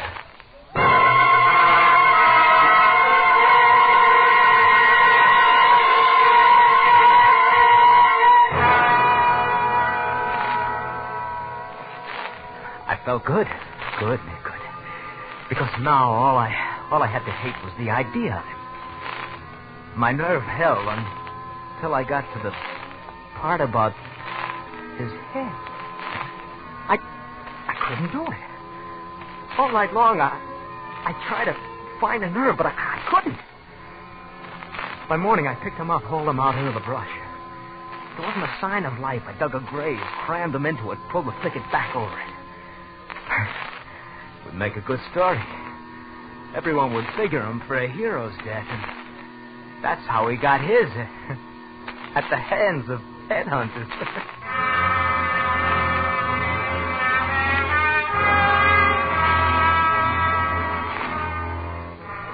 2 days later, Matthew's weary brother, Bramble, scratched and sick with grief, stumbled into Cass's plantation and told the sad news. Poor devil. Must have been horrible. Oh, it was awful. You don't know how awful. Take it easy, son. I know how you feel. But it was his life. He was doing what he believed in. I want to go back. I want to get a party and go back, clean them all out to what they did. I know. But you won't. I won't let you. I tried to stop Matthew. I've got to stop you. I'm so tired. And you'll get rest. A long rest. Then we'll talk about plans. Don't try to think now. No, it's no use. I can't help him now. Any more than I could help him then. Don't beat yourself, son. You did everything you could. I thought Yola was the answer. But I guess not. Yolo. He ran as soon as we hit the village. And he didn't show up when the trouble started? No. He headed back here like he was supposed to. I told him to stay in the background. He was supposed to be there when you and Matthew needed him. He isn't here? He didn't come back? May have reverted to type. They do sometimes. I thought I was giving my boys some protection. Cass, I think I'll go lie down. I feel sick. Sure. Mr. Cass! Sure. Cass! You're come back! You're... Polaris, go on down to them! You're there, Mr. Cass. You're there all the time. No, you lie. You're lying. I saw you run. No, Mr. Cass. No. You're stay. You're bring back Mr. Matt. Come. You see.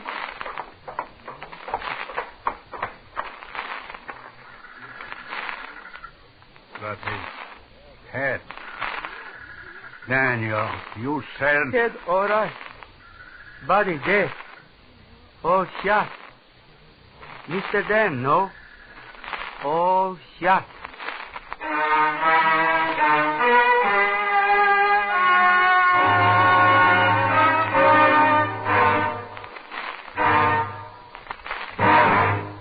Under the direction of Anthony Ellis, Escape has brought you A Good Thing by Kathleen Height, starring Anthony Barrett as Daniel and John Daner as Matthew.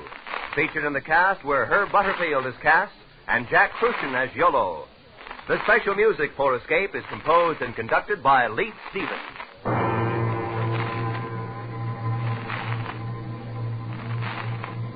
Next week,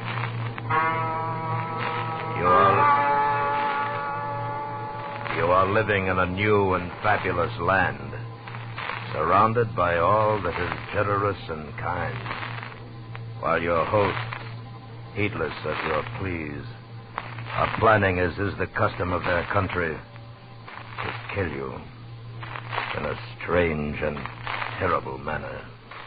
So listen next week when Escape brings you a fantastic adventure in The Voyages of Sinbad.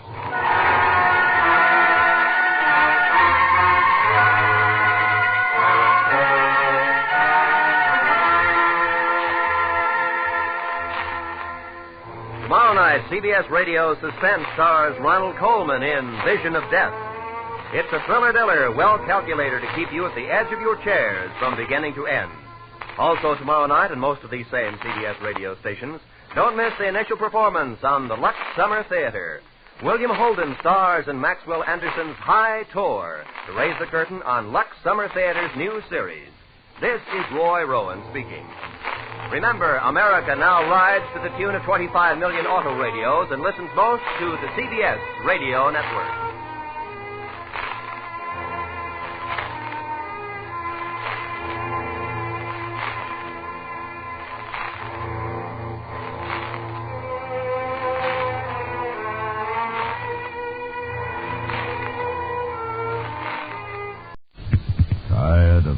everyday grind? Ever dream of a life of romantic adventure? Want to get away from it all? We offer you Escape. Escape, designed to free you from the four walls of today for a half hour of high adventure.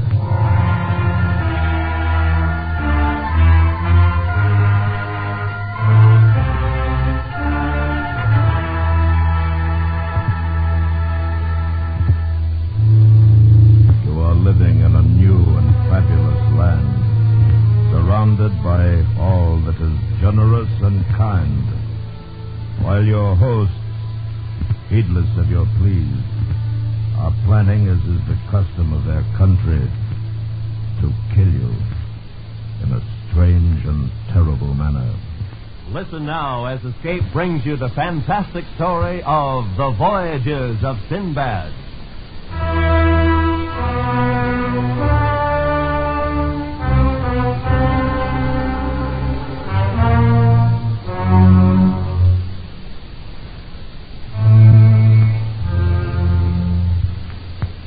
It is related that there lived in Baghdad a poor man called Sinbad the Porter, who earned his living carrying loads upon his back and head. One day, as he was sweating and staggering in the great heat, he passed the door of a house which to him seemed to belong to a rich merchant. Wearily, Sinbad the Porter set his load on the ground. He sank onto a bench near the door. He marveled at the scent of air and the sounds of birds from within the garden. And after a few minutes, the door opened and a slave came toward him and bade the porter follow. And they went in and entered a great hall. Welcome. Be at your ease. Will you allow me to ask your name and your trade? Oh, master, I am called Sinbad the Porter, and I carry heavy loads for light trading. Porter, your name is the same as mine, for I am called Sinbad the Sailor. I requested you to come here, for I saw you sitting outside my door, and your weariness and misery touched me. Oh, master, in the name of Allah, do not blame me for my grief. There is no need to be ashamed. There's no shame in poverty. When you have heard all my adventures, you will understand what trials I have had to undergo to purchase the wealth you see about you, with strange and terrible labors, with calamities and misfortunes which are hardly credible. Seat yourself by my side, partake of the food and wine you see about you, and I shall relate to you my extraordinary voyages. Then perhaps you will have more faith in your own destiny, which, unknown to you, has been written, and as it is written, must inevitably come to pass.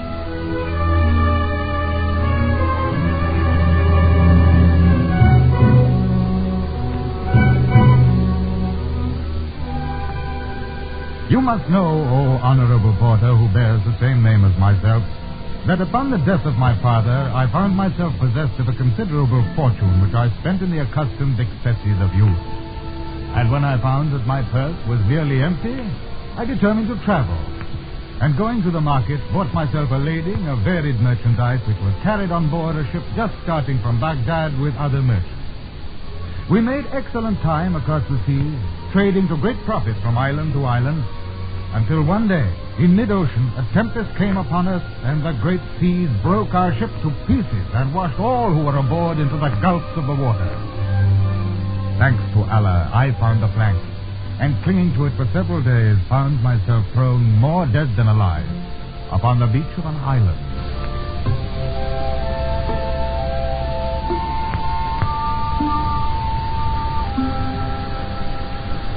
Undoubtedly, he is a stranger to our land. See how he dresses? He is from some unfortunate ship that has foundered beyond. Allah have mercy on his soul. He is alive. Oh, stranger, we thought you dead and were about to carry your body for burial. Water. I shall die if I do not have water. Quickly, carry him to the house. And this they did, and offered me food and water. until, having recovered, I was taken to be presented to the king, who received me with great joy, for I was a stranger, and it was the custom to behave in that fashion. And he said, Sinbad, your escape has been a miraculous and wonderful story. Nevermore shall you want for that which you have lost. I've instructed the Grand Wazir to give you a sum of money and presents of your choosing. I thanked the king, and because in his court I had seen a woman both noble and beautiful, with whom upon sight I had grown to love, I begged for her hand in marriage. This gift he granted me, and gave us a palace with servants and a following which was truly royal. I lived in the calmness of supreme joy for many months, and then I nourished the hope that I could leave the city and return to Baghdad. Here, then, was the beginning of the dreadful event which overtook me. I returned to my wife after presenting my plea to the king, and in my heart was a foreboding heavy and evil. Oh, Sinbad, my treasure of treasures, what has befallen that you should show such unhappiness? I spoke to the king within the hour. And is this reason for tears? And more. I have not spoken of it to you, my love, but of late I cherished the hope that we might return to my homeland, to Baghdad. I long for it. Both day and night, it never leaves me. I spoke of this desire to the king, and he turned a deaf ear. Oh, you should have spoken of this to me before you went to the king. Perhaps you have angered him. No, but... Oh, I know. It is the custom. You are now a citizen of the land. No citizen may leave it. Ah, but be of good cheer, my treasure. Here we may live out our lives fruitfully and in great joy. Come, I have a red bird to show you. He was caught only this morning.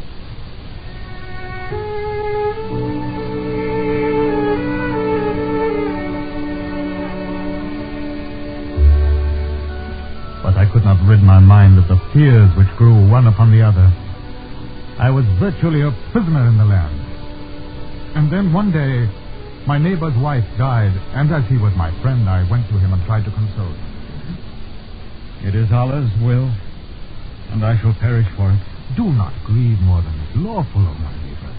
Soon the agony will become softer, and Allah will find you another wife. May he prolong your days, my friend. How can you say that? Why, it is the truth. How can you wish me a long life when you know that I have but 1 hour to live? 1 hour? Why do you speak in that way? What gloomy presentiments are these? Surely you would not think of killing yourself. Is it possible that you do not know the customs of our country? Why, I'm confused, oh my friend. What custom is this? It is a rule here, a law, that every husband must be buried alive with his dead wife, and every wife buried alive with her dead husband. But this cannot be. In 1 hour's time, I shall be committed to the earth with the body of my wife. As Allah lives, the custom is detestable. You must refuse. The very thought of such a thing is... It is the custom. Every man must conform to the custom of our ancestors. Now I bid you farewell, for I must prepare myself for what is to come. And as I stood in his house, the friends and relations of my neighbor gathered, formed a procession, and the funeral went forward. The woman's body was placed in an open casket, dressed in her most beautiful garments and wearing the chief of her jewels. And the husband walked beside the coffin. We all proceeded with slow steps towards the place of burial. And the man Abdul, who had befriended me at the shore, explained what was to happen. There, Sinbad, where the stone cover is being lifted, it covers a well of great depth. That is where they lower the body? Yes, and afterwards the husband will be put in. He will surely die. Is there no escape? None. A large jar of water and 7 loaves will go with him. Then the stone cover will be replaced. As it is written, so must it be. Look, he suffers this to be done with no complaint. It would be useless. Slowly my neighbor was lowered into the well.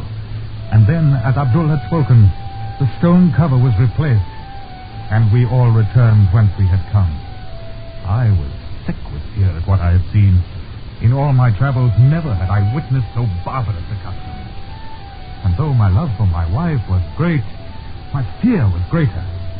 The only consolation I could find was in the thought that I should be the first to die, and therefore I would not suffer the burial alive. But this consolation was vain. For a short time afterwards, my wife fell ill of a strange malady. You will be well again. Oh, my love. No. No, never again. I'm so weak. The day becomes night. My love, my treasure, do not speak in this way. I have sent for the highest physicians in the land. They will bring ointment with which to cure you. My jewel, you must live. You must. Where are you? Sinbad. Sinbad.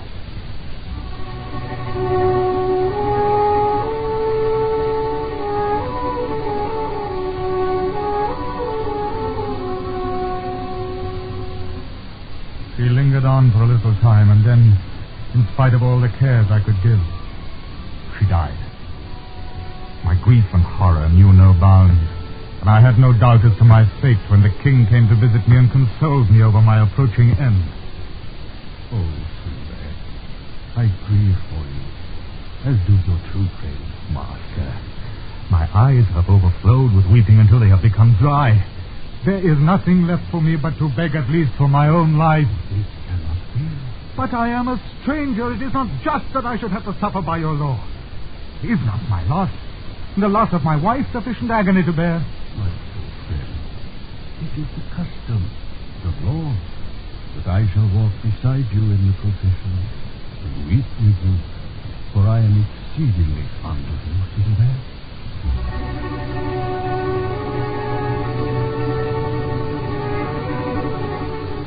And so it was done. We came to the well beside the mountain which overlooked the sea, and my dear wife's body was lowered into it.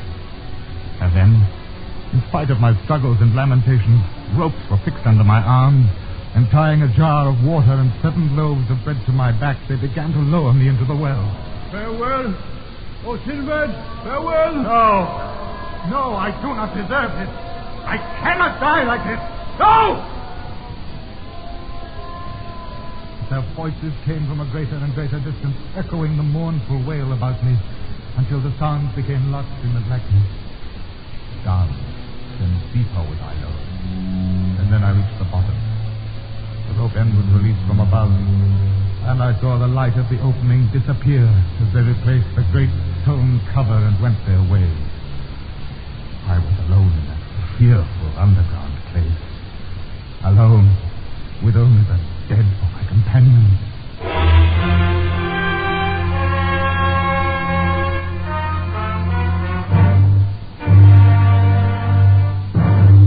We will return to Escape in just a moment, but first, smart young ladies over 18 who are style conscious and love their country will find that they look first-rate in the uniform of the United States Army or Air Force. Ask at your nearest recruiting office and find out which of the many fascinating openings fits you best. Enlist and serve with honor. Defense is everybody's job. And now, back to Escape.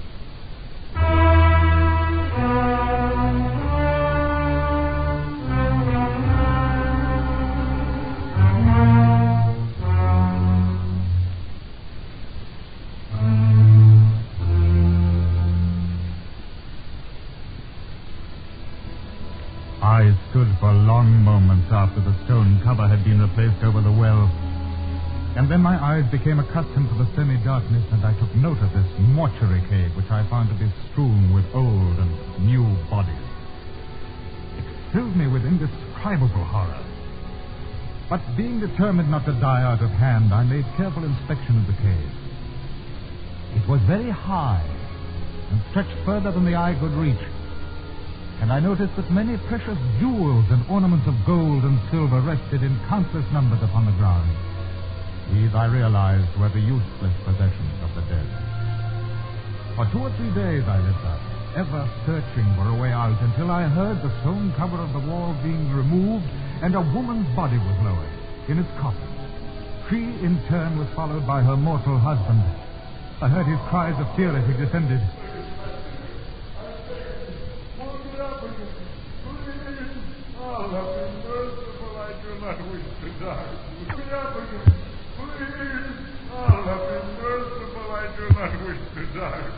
And as with myself, the rope settled down after him and the stone cover was replaced. At first he did not see me, and I saw that he was a huge and powerful man. He fell to the ground and beat himself in the face and stomach with his fist. Hear me, O friend. Who is there? Answer me for the love of Allah. Who is it? I cannot see you. Who are you? Do not come nearer. Be in peace, O my friend. I am but Sinbad the sailor who was put into this place but a few short days ago. You are human? You are alive, but I thought all who came here died. The bread and water gives us nourishment for a little while. In that time we may seek an escape. There is no escape. It is Allah's will. I curse the woman I married that she should bring me to such an end. No. Speak gently of her, friend. It is more the fault of yourself than hers. You should have seen to it in life that this horrible thing, this law, would be abolished. It is the custom. No man can stop it. It is the custom.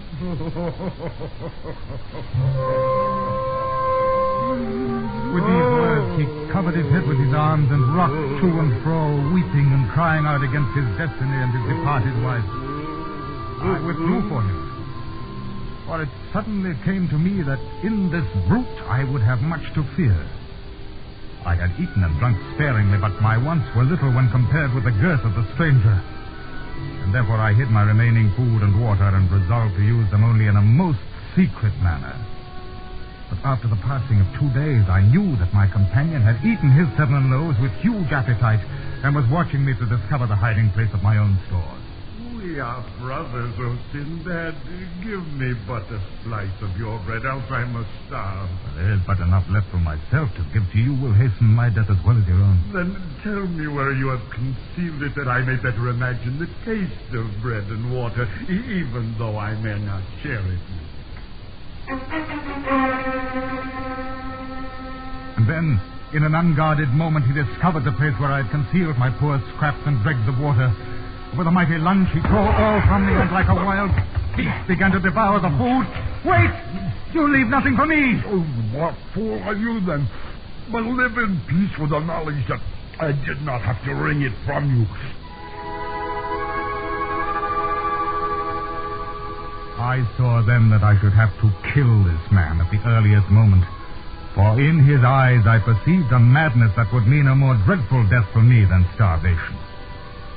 I left him then and went to search for a weapon with which to defend myself.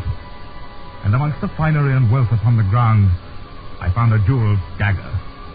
And this I hid in my clothes and determined to use when the man again felt the pangs of hunger. Oh, Sinbad. Oh, good friend, you may tell me. I promise upon my word that I shall share with you. There is more bread, more water. You have hidden it in another place.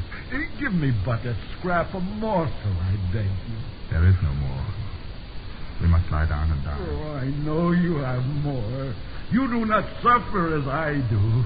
Tell me, for the love of Allah. There is no more. Oh, if another day passes, I shall die. Hear me, O Sinbad. Share with me your remaining food, and together we shall prolong our lives. I have no more. You devoured the last of it. You lie, you lie. I speak the truth. You lie.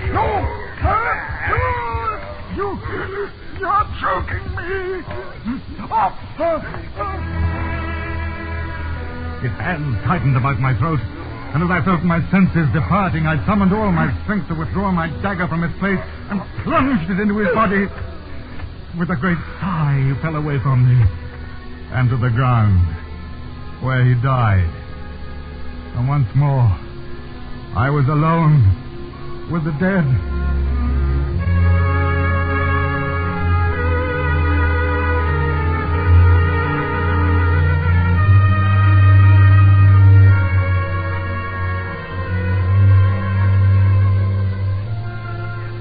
3 days and more passed. My food and water water came to an end and I gave myself up to Allah's will. It was then that I heard a noise of living breath and a movement as of steps somewhere in the deeper recesses of the cave. A great hope grew in me, for here was another being like myself, and I saw a dark shape huddled against the wall. Who is it? Who? Who are you? Oh, have mercy, O Master. Mercy. I am old and frail. Have mercy. I did not see you lowered into the cave. Nay, I was not. I come from the outside. The outside? There's an escape from this place. Yes. Then why have you come here? In my wickedness, I seek the welfare of those who are fallen in here. I beg of you, do not kill me for it. I am old and weak, and the treasures can do the dead no good. No, I will not kill you, but you must lead me from this place. I would gladly, but my age is upon me. I'm too weak. I must rest. No. Now, for unless I reach food and drink, I shall surely die. Then perhaps, for I perceive that you are strong in limb, perhaps you would carry me, for my weight is but that of an autumn leaf. This will I do. Oh, good old man. Climb up on my shoulders and lead me the way from this accursed place.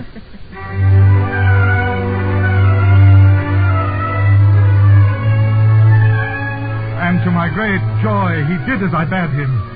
And after traveling countless passages, we came upon a hole which had been burrowed in the earth, and thence into the open air.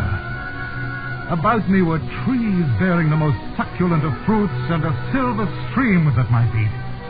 I made to put the old man down to sate my hunger and thirst. But he did not move. Rather, he pressed his thighs more tightly around my neck and weighed down upon my shoulders with all his weight. And a great fear took me. I tried to throw the old man to earth, but he replied by pressing my throat until I was half strangled. And then he kicked me in the stomach until I got up.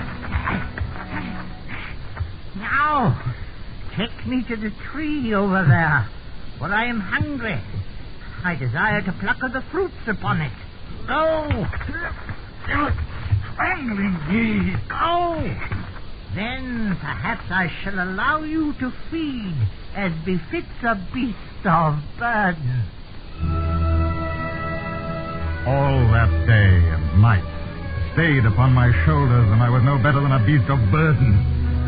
In the morning I was aroused by a great kick and urged on to find his breakfast with blows from his fists and feet. I had never suffered such humiliation of spirit or discomfort of body. I could find no way to rid myself of him, and I cursed the virtuous impulse which had led me to help him. Rather, I thought I should have remained in the cave to die in peace. And then one day, after weeks of servitude, I found a gourd. What is the purpose of that strange object lying before the tree over there? It is a gourd, old man. A gourd? What manner of thing is this? It has many uses. In my land, it is a receptacle for wine. Wine? You speak with strange words, Sinbad. What is wine? Wine? It has been long since I tasted of it, but it is a sensation so delicate that one's senses cannot encompass the pleasure brought about by its use. How is it made? With the grape? Then you must make me wine, Sinbad. Go pick up the gourd and make me wine. And I saw in his command an idea. Yet I did as I was bidden. I squeezed the grapes of a prolific vine into the gourd and allowed it to ferment. And when the fermentation had ceased, he ordered me to taste of it to test its quality. Well, Sinbad? It is very fair, old man. And you drank it all yourself? Give me the gourd, slave! Whereupon he carried the wine to his lips and drank it to the last drop and threw the gourd far up among the trees. Soon the wine began to work on his brain. First he danced and jigged on my shoulders and then half collapsed with flat muscles. With a rapid movement, I threw the old man to the ground, then fell upon him and smashed his skull to pieces with a rock. And thus he died. May Allah have compassion upon his soul.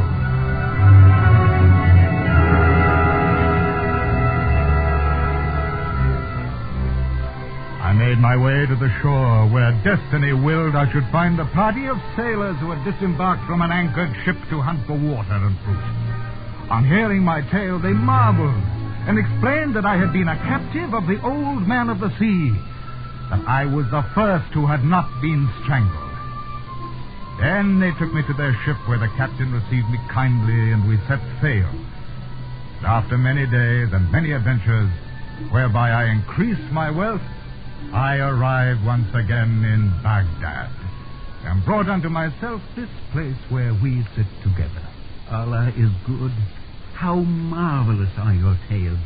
Now, my friend Sinbad the porter, consider the labors which I have accomplished and the difficulties with which I have overcome, and tell me if your estate of porter has not made for a more tranquil life than that which destiny reserved for me. As Allah is with you, my master, I no longer regret my station. For all your riches, I could not endure such as you have described. Ah, my friend, and neither shall you have to. And Sinbad the sailor ordered fine garments brought to Sinbad the porter. And when he was clothed in these, he gave him pieces of gold and appointed him to be his major domo, so that the two lived together in perfect friendship and joy.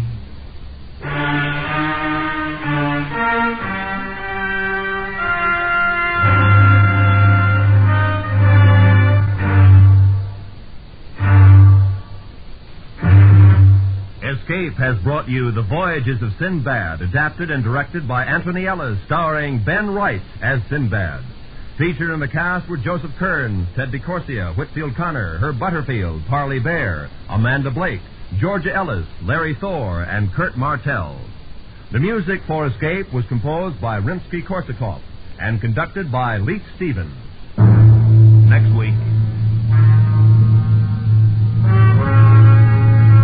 You are in command of a ship sailing with sealed orders into an ocean fraught with danger, while the enemy whom you seek is lying in wait for the moment when they will close in and strike, leaving you no escape. So listen next week when Escape brings you Anthony Ellis's exciting story of adventure on the high seas.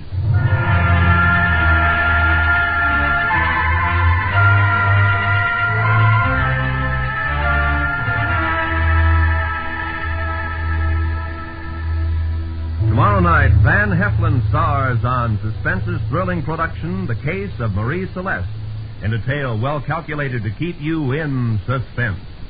Van Heflin stars as a mass murderer on a ship at sea. Remember, it's tomorrow night on most of these same CBS radio stations. Another hair-raising episode of Suspense. This is Roy Rowan speaking. And remember, John Lund, as yours truly, Johnny Dollar, brings you Colorful Mystery Tuesday night.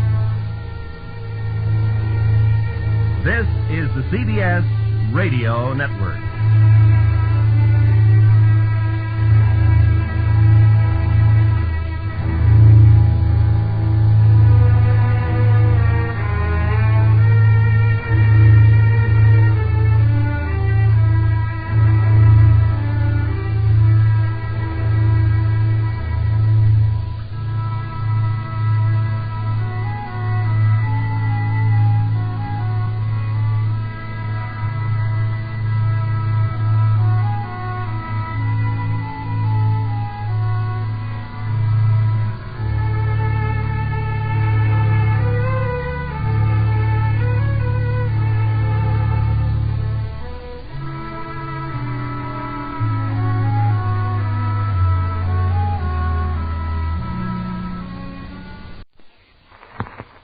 Ever dream of a life of romance? romantic adventure?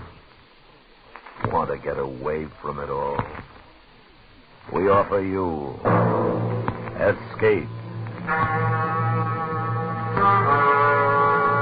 Escape, designed to free you from the four walls of today for a half hour of high adventure.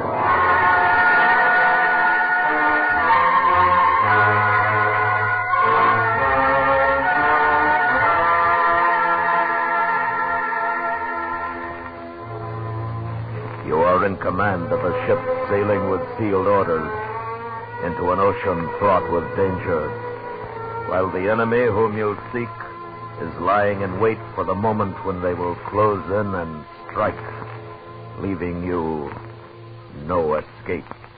Listen now as Escape brings you Anthony Ellis's exciting story, Clear for Action.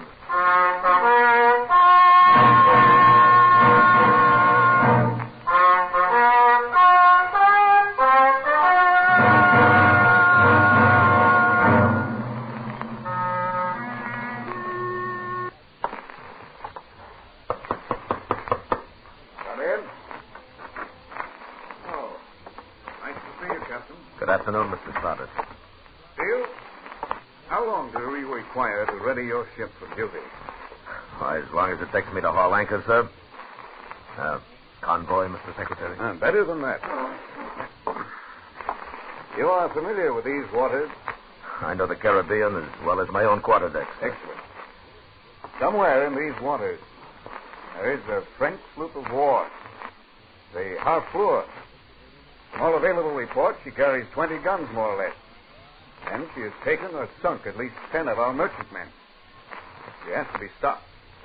So we cannot at this time afford war with either France or England. Therefore, you will under no conditions attack, unless absolute proof is offered of an aggression against one of our ships or your own. Oh. Exactly.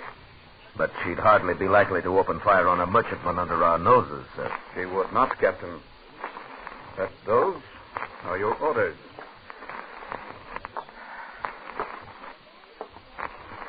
Yes, sir. When do I sail, sir? You will proceed with all haste to the Bahamas Group vicinity.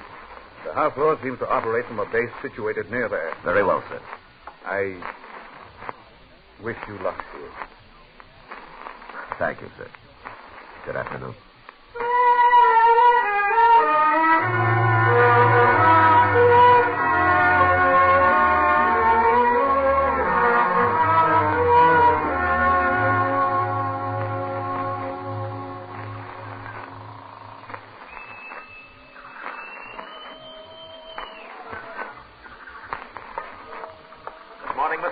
Good morning, sir. Mr. Quinn?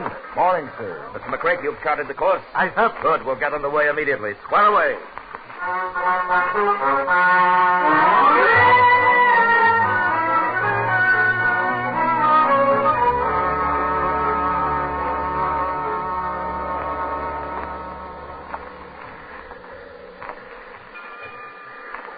Mr. McCrae, we should be sighting the island soon, huh? Aye, sir.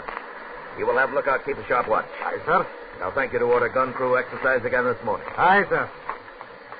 Afternoon, sir. Jonathan? Making about 7 knots, sir. Excellent. At this rate... Quartermaster! Alter your course 2 points to starboard. He's a big one, sir. Close hauled, coming up fast. Better than a frigate, I'd say, sir. That's it! Can you make her colors? Yes, sir! Call all hands to quarters, please, Mr. McCrae. Aye, aye, sir. All hands to quarters.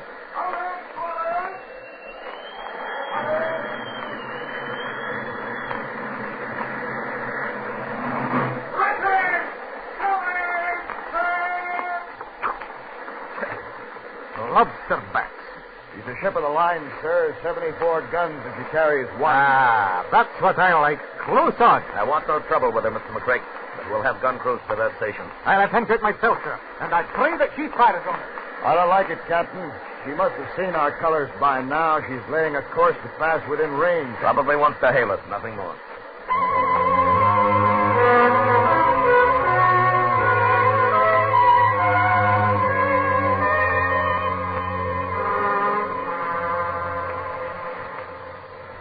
guns. Keep your linstocks handy. Aye, sir. Mr. McCrake, on the quarterdeck, if you please. He's shortening sail. Yes. We'll come about, Helm. All right, sir. Mr. Quinn, my speaking trumpet, please. Sir? Thank you. If they let go with a broadside, we're done for. Those must be 42-pounders. Mr. McCrake, I'm aware of that. Set us back on course, Captain, and I'll blow on to kingdom come. Mr. McCrake, unless you have a desire to join the midshipmen, you will allow me to give the orders. Back the main topsails! We'll heave to, Mr. McCrake. But, sir, we... Heave to, Mr. McCrake. Aye, sir. Heave to!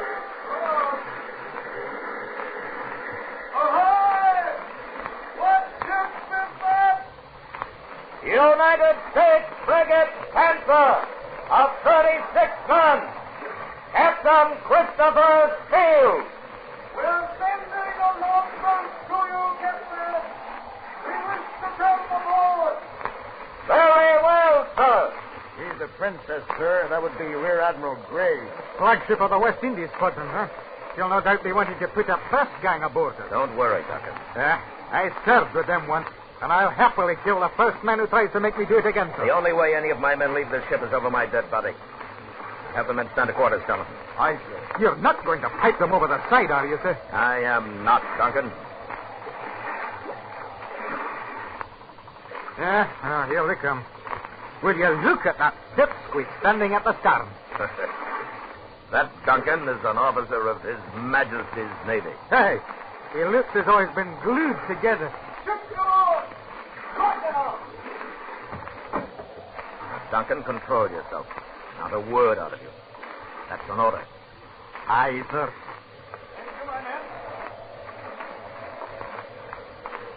Captain Steele? Yes? Lieutenant Simpson of His Majesty's ship Princess. What can I do for you, Lieutenant? I shall come to the point, sir. What are you doing in these waters? I do not see that concerns you, Lieutenant. England is at war, sir. Any ship concerns us. So I have noticed. Exactly what do you mean by that, Captain? Only that my government has been well aware of your impressment of American seamen into the British Navy. That is a lie. We impress only English deserters. A questionable point, Lieutenant. As a matter of fact, Captain, I have orders to search your ships for just such men. Impossible. I beg your pardon? No, Lieutenant, you may not search. This is a warship of the United States Navy, and may I remind you that only by my courtesy are you at this moment aboard. The interview is over, Lieutenant. You may return to your ship. Mr. McCrake, you will escort Lieutenant Simpson over the side. Aye, sir. Warn you, Captain. Come along, Lieutenant. This position will roast. This will confine me with Admiral Gray. Please send my compliments to the Admiral and tell him that if I ever catch him molesting American ships, I shall consider it an act of piracy. And we'll see that he hangs from his own yardarm. Well, we shall see about that. I'll have you there. I do nothing but the captain. Take your hands up, Our guest is away, sir. Yes, Mr. Quinn, yes. All right, squad away. We're wasting time. Aye, sir. Where's that man, sir? Hands behind you. Wipe it up. Oh, they're disappointing. We have to open fire. She's a wonderful target. Yes, but so are we, Duncan. You'll get your fight all right, but with a hard blow. Now I don't want to miss my breakfast. Call me when the islands are sighted.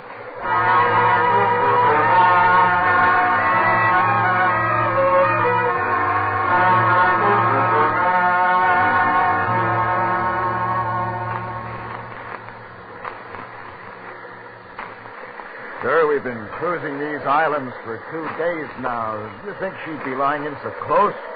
The British would have spotted her. I will take no chances, Jonathan. Fire the mark! Yes, 7-7. Mr. McCrake, we'll shorten sail again. Shows her dangerous here, Buck, sir. I wonder if... Oh, there, Jonathan, there. See on that sandstick, you see? Yeah, I see her. Yes, but that's not the Harfleur. From her cut, I would judge she's a brig.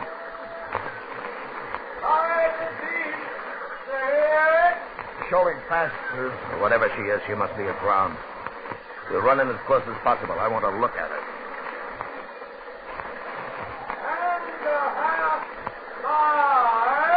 Sir, don't you think that... Yes, Jonathan? Nothing, sir.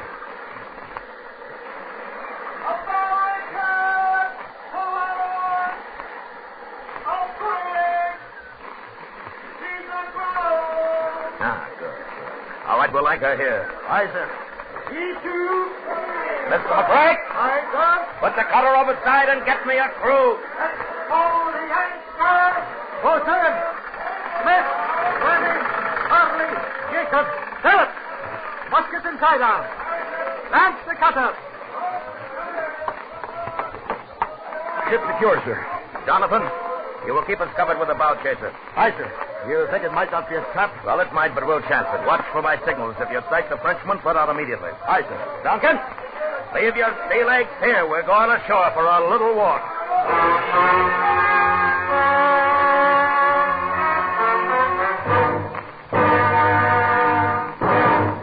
We will return to Escape in just a moment. But first, tomorrow night, the Lux Summer Theater stars Fred McMurray. Listen on most of these same CBS radio stations tomorrow night. The Lux Summer Theater. And now, back to Escape.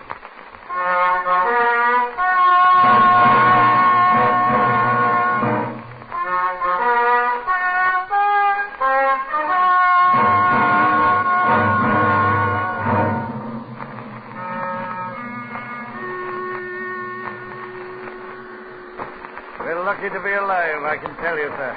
Making as peaceful a voyage as you could wish for. Bound home for Providence when we run into a Frenchie. Fleur. We've been searching for her. She hit our mizzen when we refused to heave to.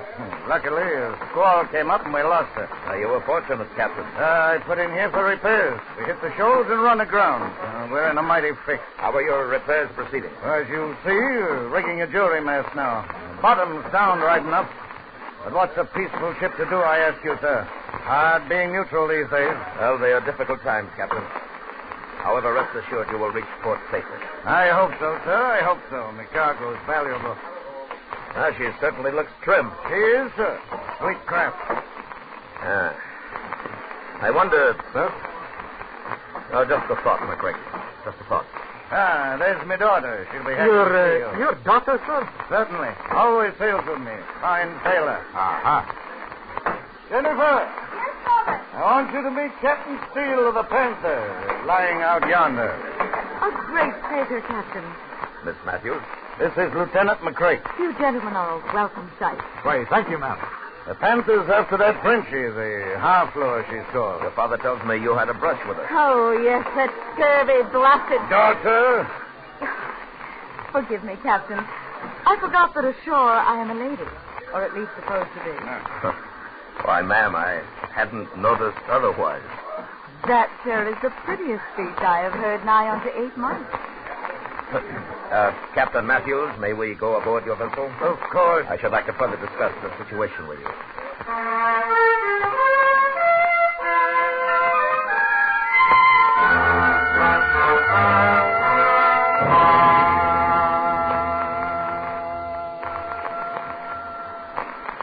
Shot of brandy, sir. Thank you, yes. Your health, sir. And yours, sir.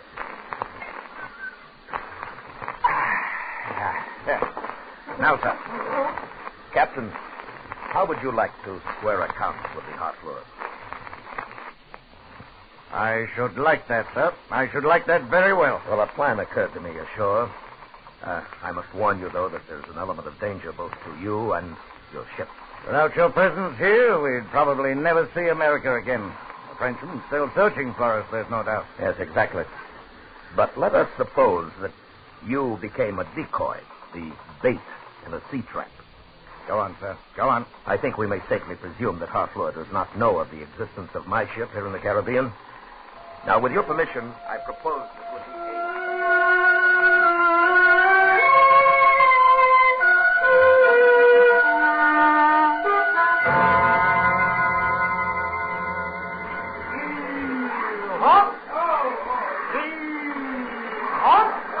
Careful with that gun.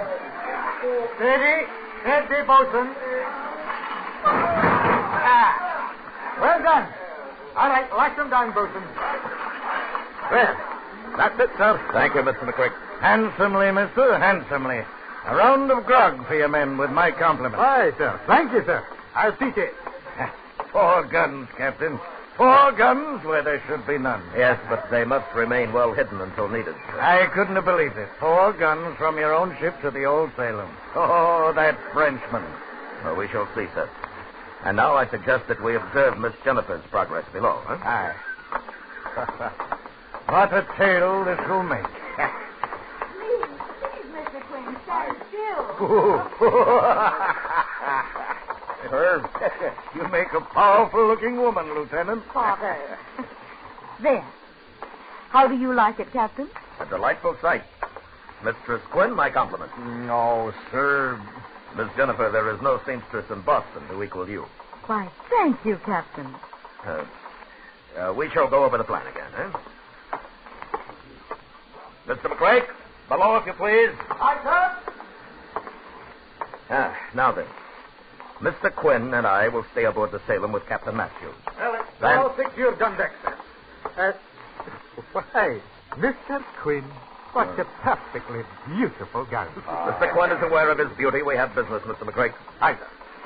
Now, we shall need 20 good men from the Panther, besides the gun crews already with us aboard the Salem. Mr. McCrae, you will be in command of the Panther. If possible, remain within masthead sight of us. Aye, sir. Miss Jennifer will sail with you. Aye, sir. Yes. Mr. Quinn and the gun crews will be dressed in female costume and will make themselves plain to sight on deck. I hope that will lull the Frenchmen into a sense of security and trust that they will not run out their guns. Good. Go on, sir. Now, Salem's forecannon will be hidden, and to all appearances, she is still the peaceful merchantman. And this time, when the half-fluid sights us, we heave to. Yes, correct. You'll no doubt send a boarding party. Yeah. And then our ladies engage the boarders, supported by myself and the rest of the men. And I think that is all. It is to be hoped, gentlemen, that after these preparations, your enemy obliges with her presence. Yes, ma'am. Now, Mr. McCrae, we'll keg Salem off the shoal immediately, if you please. Aye, sir. Mr. Quinn, you may remove your gown now. Oh, thank you, sir. And give the men from Panther their orders. I should like to get underway as soon as possible.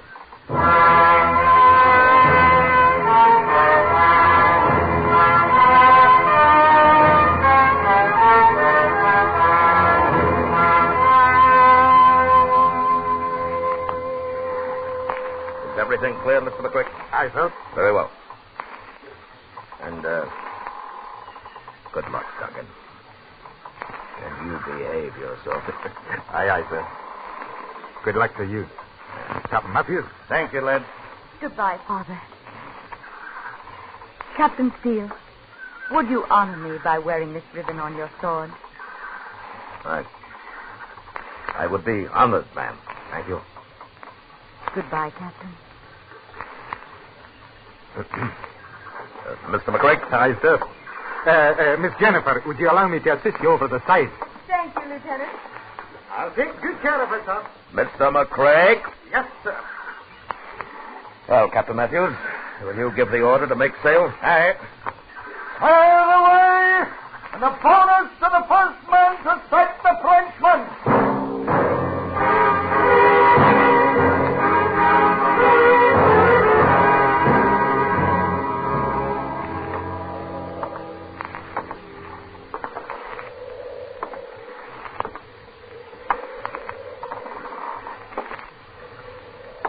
This waiting. Well, if she's still in these waters, Captain, we'll find her. Never thought I'd be praying to see a Frenchie, but at this minute I'd give it... Steady as you go, Helm. Ready to go, sir. Mr. Quinn! Aye, sir. Get your men into their costumes lively now. Aye, sir. Yes, that's it. That's our ship, all right. Mr. Quinn, keep the men away from their guns. We want to arouse no suspicion. She's seen us. She's tacking over. Aye. You men below, we've started the chase. Stand at quarters. I want no sound until I give the signal.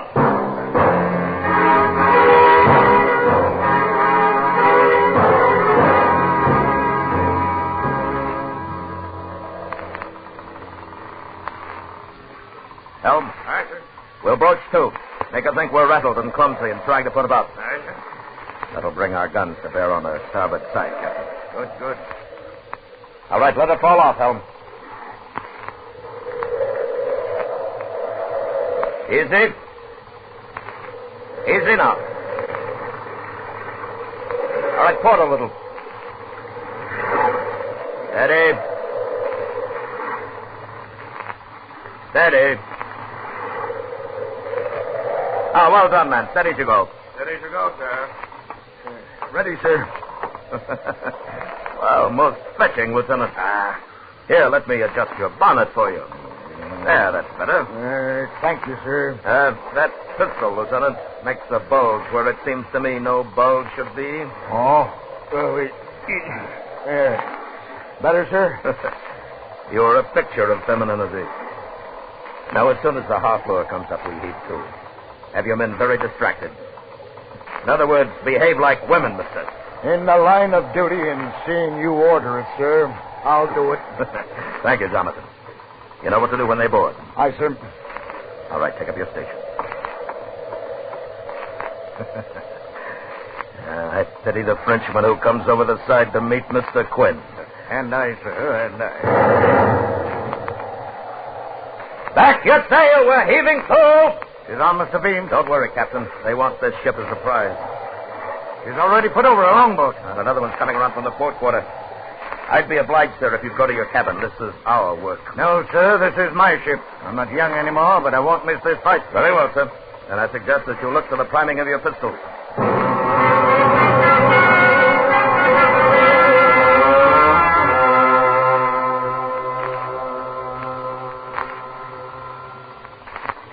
Get ready. Here they come. Hello. Where is your captain? What's the meaning of this? We're a neutral vessel, American. This ship is a prize of l'Emperor Napoleon. You will strike your colors. Not while I'm alive. Mr. Quinn, return board! Here's your prize, Frenchie!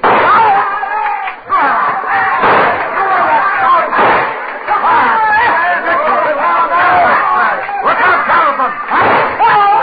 Thank you, sir. When you can spare a moment from your work, I'd be obliged if you'd get those guns put away. Aye, sir. Captain Matthews, we'll hoist all sails. He's running out of guns. If they catch us with a broadside, we're done for. Aye. Mr. Quinn, you may fire at will.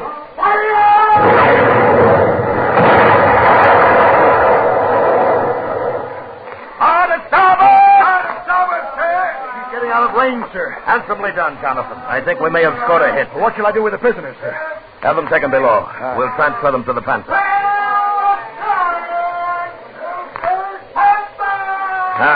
And none too soon. Our floor's wearing it to rake us. We'll be in trouble if she can. Captain, that's your ship closing in. Yes, the Frenchman's seen her too. Look, she's standing off. She's done. Get to your guns, Mr. Quinn. Aim for a mast. We might get a lucky hit. Aye. Hard at starboard! Hard at starboard! She's running, Drather. Open fire, Mr. Quinn! Open fire! She's hit! Look, Captain! There goes a missile! She's hit! Well, I think Panther can take over now. Stand by to go, boat! Break up the canvas!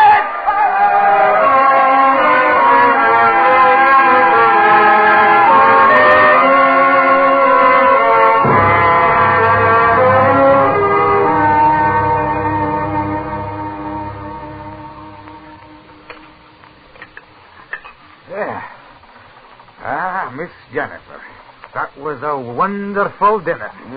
It was indeed, ma'am. Thank you, gentlemen. Captain Steele, did you enjoy it, too? Yes. Yes, of course, Miss Matthews.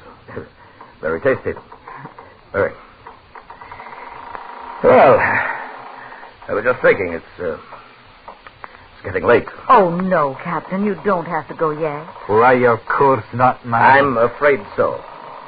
Mr. Quinn stands watch aboard the Panther tonight, and you, Mr. McCrake, have repairs to make on the hearth floor. Aye, sir. Aye, sir. We'll stay home, too, tonight.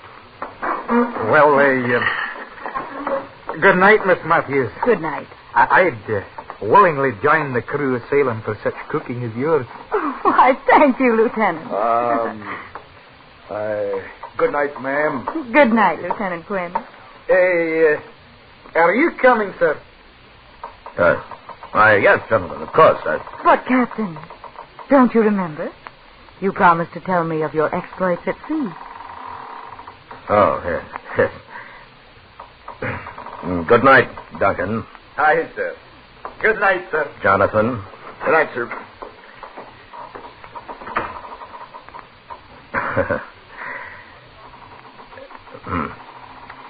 Well, Miss Matthews, Jennifer, Captain. Jennifer.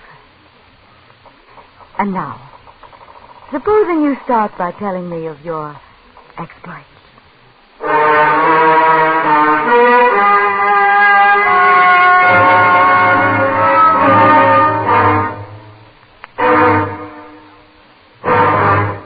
Escape has brought you Clear for Action, written and directed by Anthony Ellis, starring William Conrad as Captain Steele. Featured in the cast were Ben Wright, John Daner, John Stevenson, Tudor Owen, Vivi Janis, Richard Peel, and Dave Young. The special music for Escape is composed and directed by Leith Stevens. Next week. You are running from an unseen enemy, frightened and alone, living from day to day, while your pursuer, unrelenting and murderous, is gaining on you, ready to trap you in a place from which there is no escape. So listen next week when Escape brings you Charles Smith's exciting story, The Faraway Island.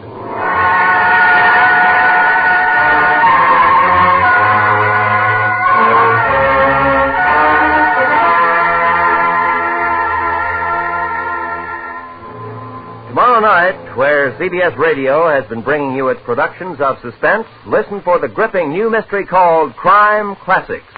Premiere performance this Monday night on most of these same CBS radio stations. This is Roy Rowan speaking.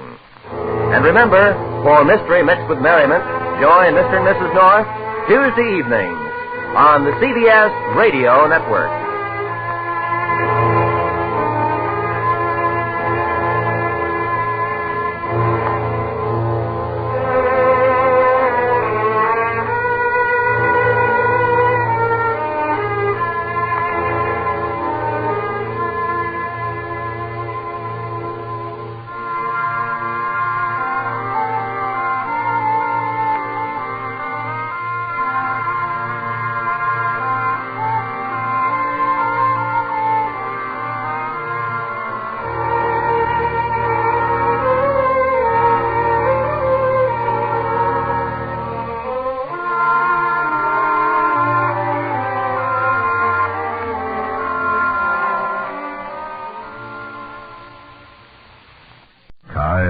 Everyday grind?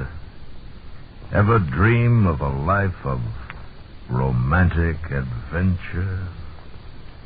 Want to get away from it all? We offer you Escape. Escape, designed to free you from the four walls of today for a half hour of high adventure.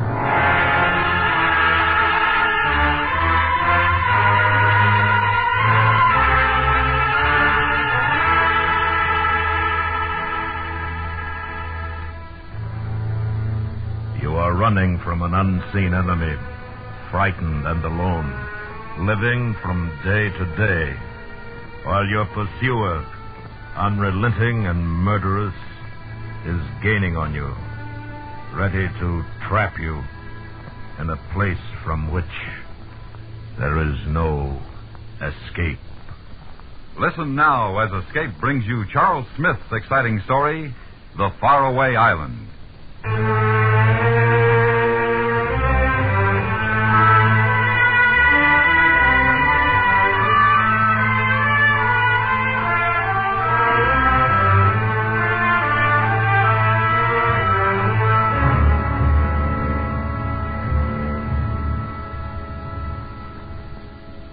Time is the important thing. If you don't know it now, you will when you've reached the 50 mark. That's why the money was so important. It would give me time. With it, I could return to a life I had lived 6 years before, during the war, on the island of Amoka.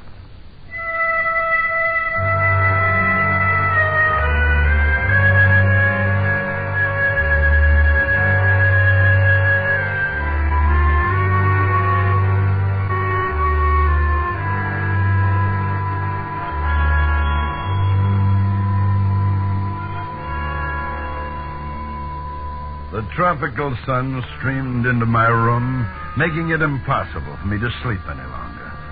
The morning breeze carried the heavy odor of rotten fish, and just outside I could hear the goats and chickens. This was Papiti. I'd been there 5 weeks, waiting, making sure I'd lost the man who had followed me from Boston.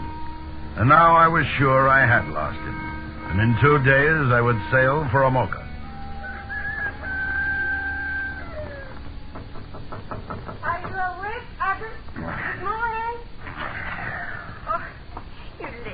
Get up, you promised to buy me breakfast. Don't let Mama Tita find you here. Oh, she knows I'm here. She told me where you were, and she said I might wake you. Give me a cigarette.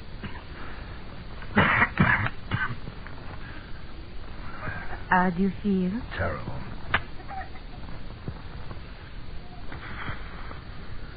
Hey. We shall have breakfast at Quinn's. And you can tell me more about your island. My island? Oui, you called it your island. I drink too much. Never listen to a man when he's under the influence. What else did I tell you last night? Oh, you talked of your son. How proud you are of him. It was all very boring. I'm sure. What else? Oh, nothing.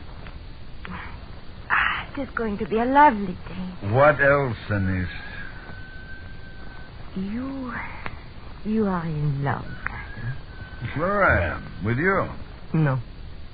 What makes you so sure? You mentioned her name last night. It was enough. Just hearing the way you say her name. Look, you'd know about these things. Is it possible for a man to love a woman he hasn't seen in 6 years? If he has not seen her, he has had no reason to stop loving her. Now, you get dressed. I'm hungry.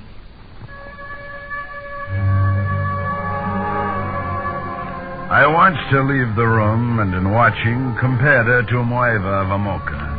The Moeva of 6 years ago. It was an unfair comparison. I swung my legs over the side of the bed, stood up, and half an hour later I was stirring my second cup of coffee. You said last night that you were going to leave Tahiti soon. Is that true, Adam? Yes, I've waited here long enough. I do not understand why you waited at all. If I love someone, I do not wait for anything. If I want to go someplace... More coffee, Anise? No, thank you. Adam, I will miss you very much. Could you take me to this island with you? What? I would be no trouble, even if you do not love me. We could be friends. No, Anise. You'd find the island very dull. And after a while, you'd find me pretty dull, too. Oh, please, Adam. Mr. Adam? Mr. Adam. Good morning, Joe.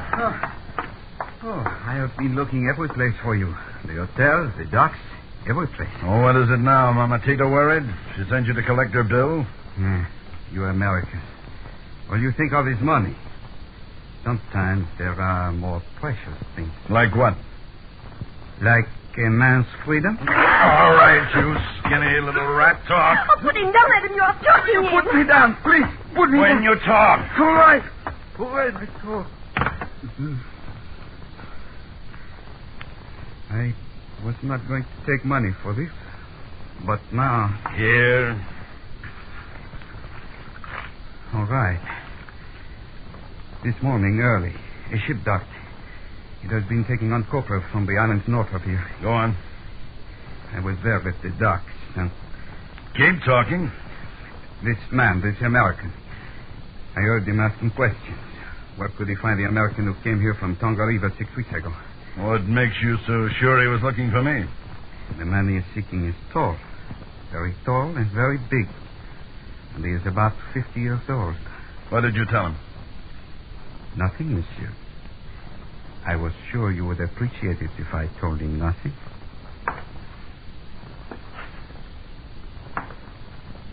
Anise, you still want to go out to that island? Oui. There's a ship leaving today for Rarotonga. We'll be on it.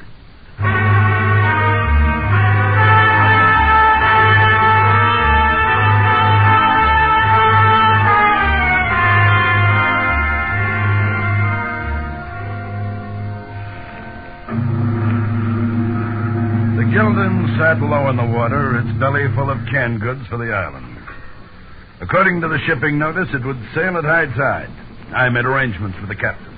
Well, it is a very unusual request, Mynheer Hamish, Adam Hamish. Mynheer Hamish, what you are asking me to do. Such a waste. It's my money.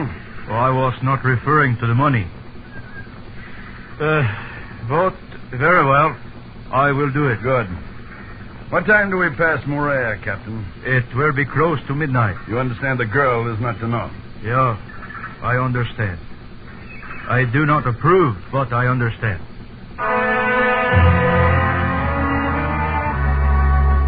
An hour later, we weighed anchor, and I saw Joe on the dock.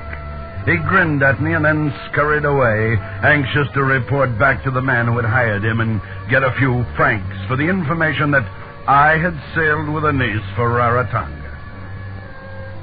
Then the night came bright and clear, and it wasn't long before the great shadow that is Moorea Island appeared off our port bow. Stop all engines!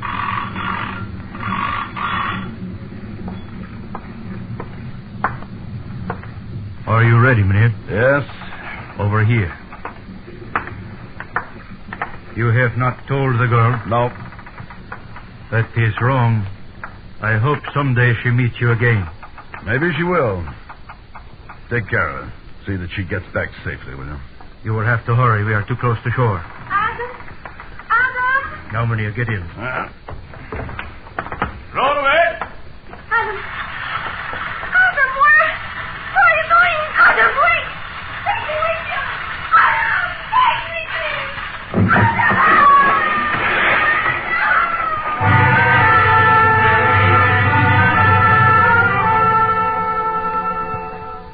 2 weeks later, I boarded the only schooner that services Amoka. 5 days out, we put in at another island to pick up a passenger. Then we put out to sea again. I was sitting on deck watching the porpoises race along the side. Good morning, sir. Going? Mind if I join you? No. I owe you an apology, you know. Huh? I've been staring at you. Hope you didn't notice. No. Tell me, is your name Hamish? Adam Hamish? Yes? I thought so. Allow me to introduce myself. I'm Crawford, J.C.W. Crawford, Copper, Government Control. I was sure you were Hamish. This chap in Papeete last week described you so perfectly. Last week in Papeete? Yes, I flew down to catch the schooner. This fellow, what did he look like? Oh, an American chap. Decent sort. Somehow I got the impression he'd just flown in from Rarotonga. I remember he said he'd been off on a wild goose chase looking for you.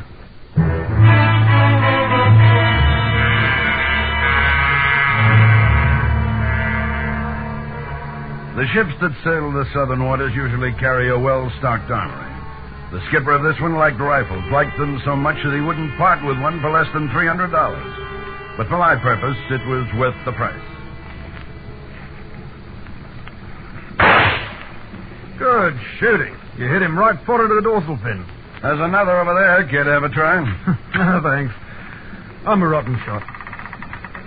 Captain says we'll be landing tomorrow. You intend staying on Amoka? Yes, I do. Good. I'll have someone to talk to when I come by every couple of months. Have you been there since the war? No, not since 44. I hope you won't be disappointed. You know, when you Americans left, it seemed to take the heart out of the people. Have you ever lived on the island? Only for a bit in 1949 it was. Did you ever know a woman called Maeva? No. Can't say that I did. Native woman? Uh-huh. Oh. I see.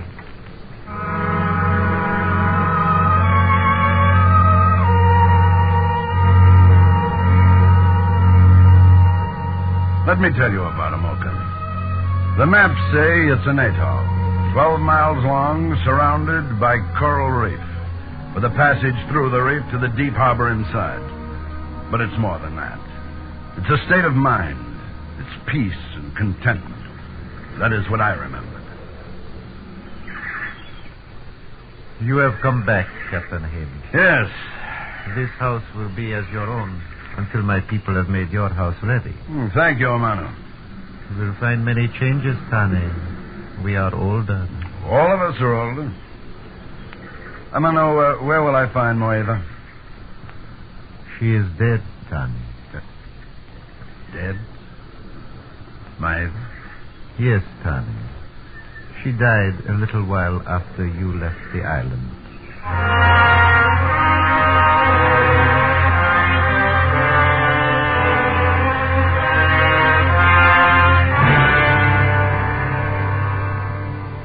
They had buried her on a hill overlooking the bay.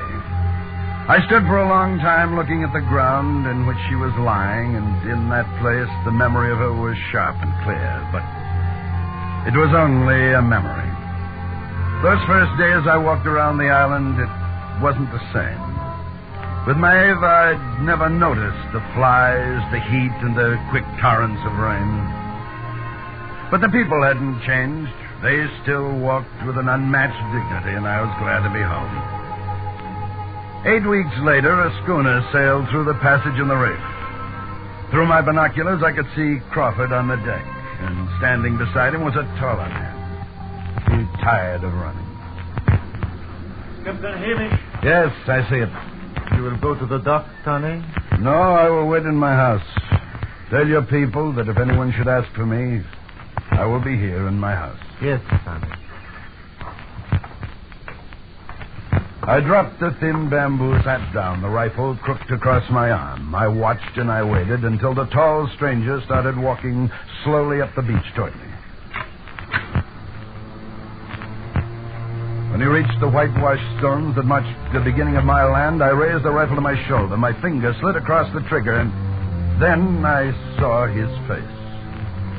This man who had followed me across half the world was my own son.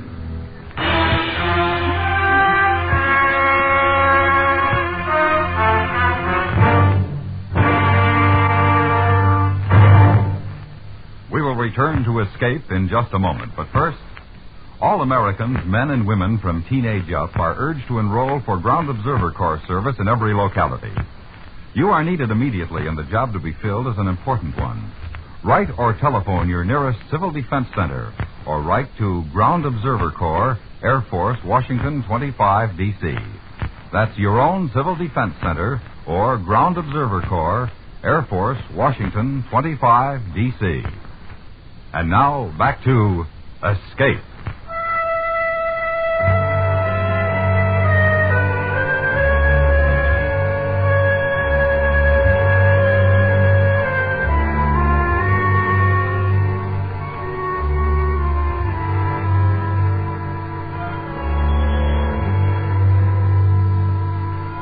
I sat there watching as my son slowly made his way up the path to my house.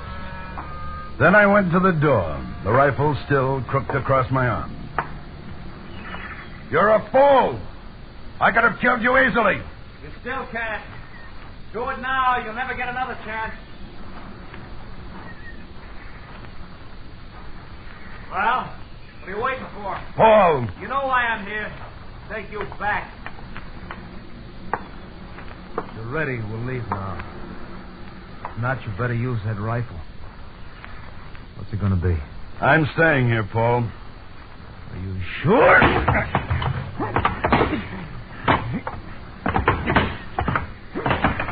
We fought silently as men do, who are convinced their cause is right. He was taller than I remembered and heavier, but he lived too much in the city. It didn't last long. I took some rope and bound his arms and legs, and then I threw a cup of water in his face. Come on, snap out of it. You're not hurt. Well. Oh.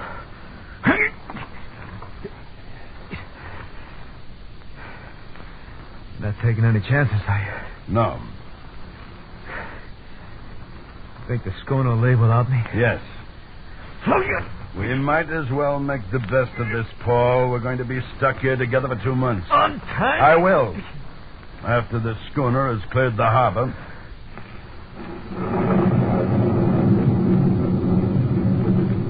It started to rain. For a long time, he didn't say anything. He just sat there staring at me, filled with hate. Then... How much of the money do you still have?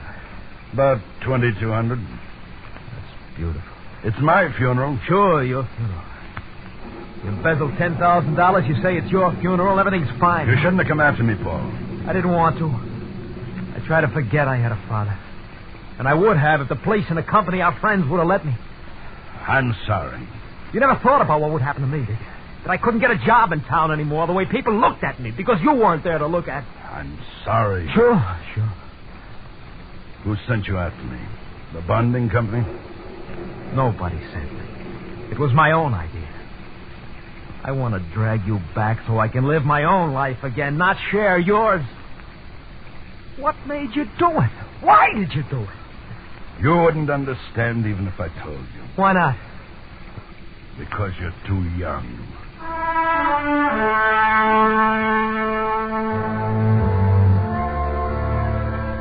I cut him loose that night, and the next morning I showed him around the island. He walked among the people of Amoka. He watched the palms swaying in the gentle breeze. He looked at the beauty of the island, but he didn't really see any of it.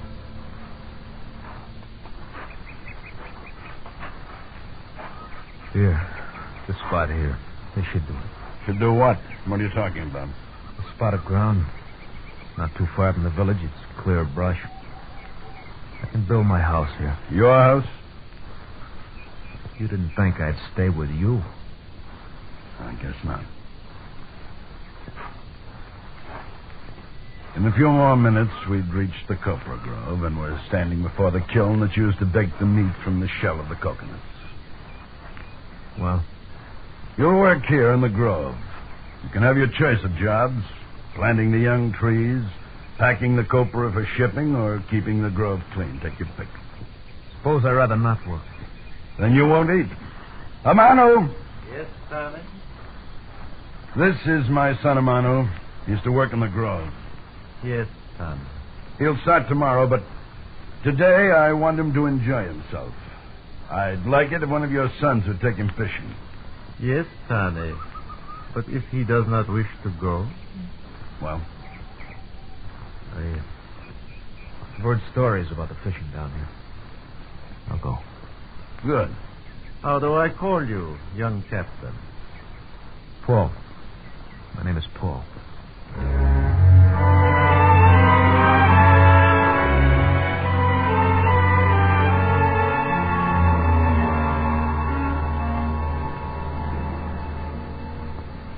Whiskey?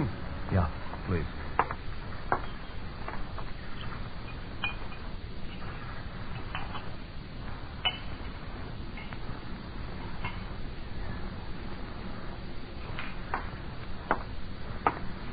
Here. Thanks. Amano tells me you hooked into some tuna. It's starting to run. You said you're quite a fisherman. I didn't know that. There's a lot you don't know about me. We never had much of a chance to get acquainted, did we? Between the war, then when I came home, not much of a chance. No, not much. Have you decided about your work on the Grove? What you want to do? Amano said that apprentices start by keeping the grove clear of weeds. I'll do that.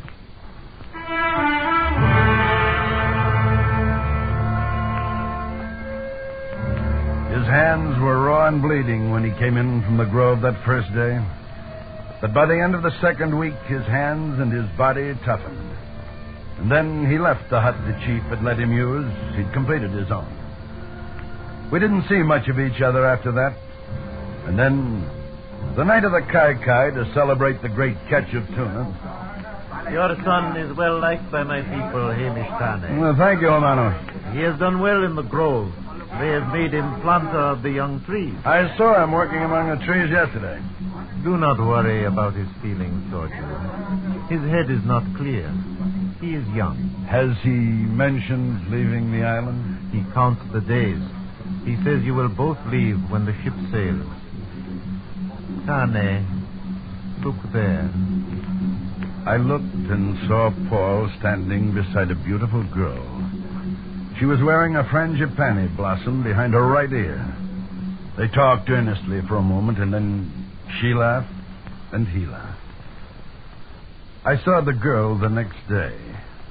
The blossom was behind her left ear.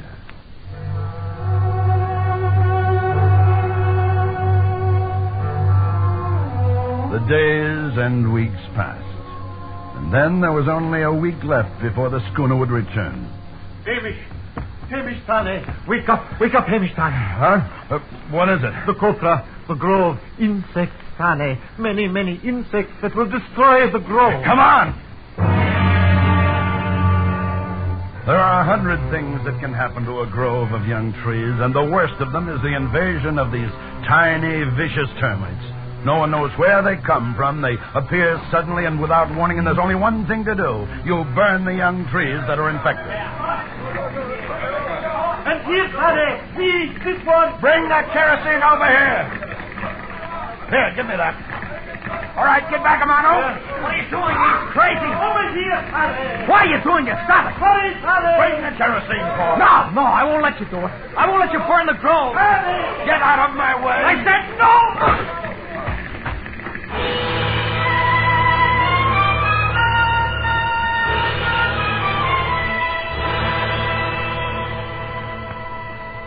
I opened my eyes to see Paul and Amano standing over me.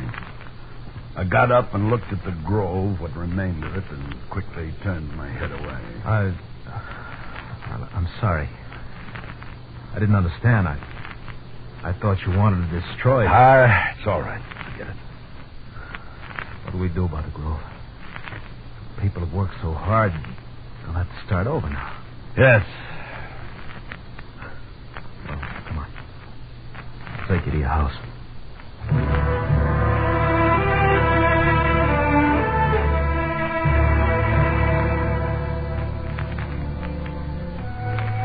I stayed close to the house for the rest of the week. I was tired, and I'd made up my mind what I wanted to do. Then the schooner sailed through the reef. I packed my things and went down to the dock. I knew Paul would be waiting to take me back.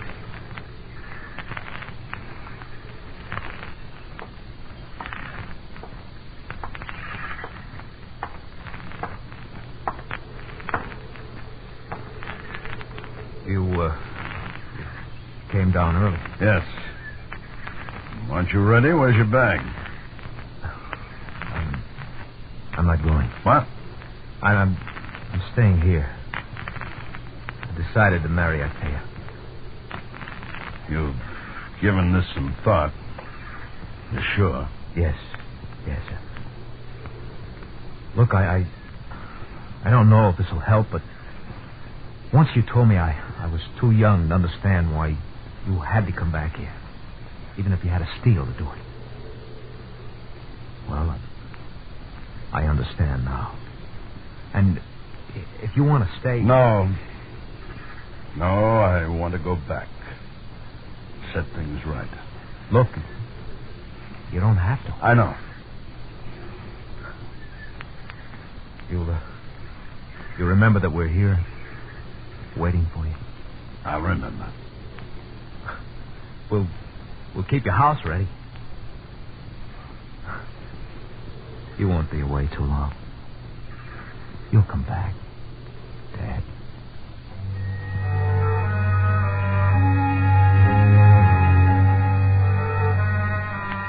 I went aboard the schooner and watched as he walked back toward the village.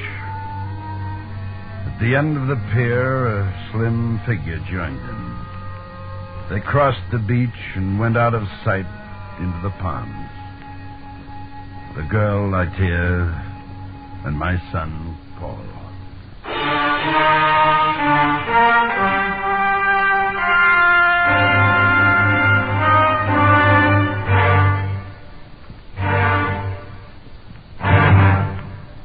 Under the direction of Anthony Ellis, Escape has brought you The Faraway Island by Charles Smith, starring Ted DeCorsia as Adam. Featured in the cast were Anthony Barrett, Edgar Beria, Marion Richmond, Vic Perrin, Jack Crucian, and Richard Peel. The special music for Escape is composed and conducted by Leith Stevens. Next week... You are alone with a murderer, a man who has killed your brother and against whom you have sworn revenge. While unknown to you, your enemy is plotting his own move, which, if it succeeds, will mean defeat for you and an end from which there is no escape.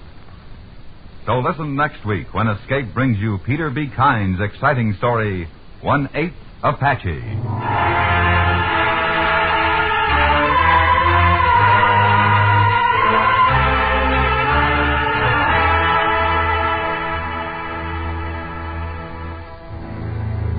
Lovely Dorothy McGuire, star of Broadway and Hollywood, will be heard on CBS Radio tomorrow evening in a dramatic story entitled The Fall of Maggie Phillips. It's another in your Lux Summer Theater series, so be listening for it tomorrow night on most of these same stations. The Fall of Maggie Phillips, starring Dorothy McGuire. This is George Walsh speaking. And remember, for suspense all summer, hear Crime Classics Monday nights on the CBS Radio Network.